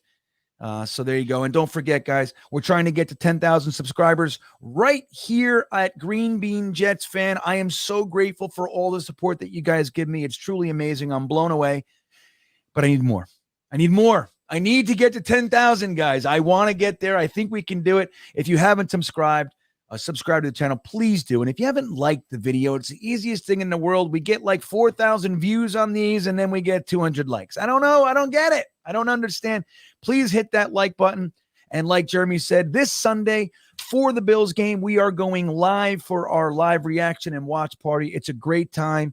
We get visits from Ryan and Matt and maybe some other people. We had Buffalo on a couple weeks ago, and we'll see how that goes. But it's a good time. If you're watching the game at home, you might as well put us on and hang with us as well. That'll be about 15 minutes before game time. It's right here on Greenbeanjetsfan and also live on Jetnation's YouTube channel as well. And don't forget, guys, save yourself some money with Manscaped products right there. Can you read it? Let me see. There it is. It's backwards. I'm a failure. Okay. So there it is. The link is in the description to save 20% on Manscaped products. Guys, there's no time like right now to go ahead and save a whole bunch of cash on the best men's grooming products in the world. All right. I think that's about it. Everybody, thank you for being here. I'm glad that we got through the Mike White, Zach Wilson debacle. Now, see, don't we feel better? We're good. So everybody, just support the damn Jets no matter who they run out under center. And that's the way it goes. Have a great night, everybody. We will see you next time. Yeah, here we come, baby. Here we come. Here come the Jets, baby. I want to kiss you. Thanks, Joe. Yeah! You want stay there. You play to win the game. My message for the fans, we're all frustrated with where we are right now.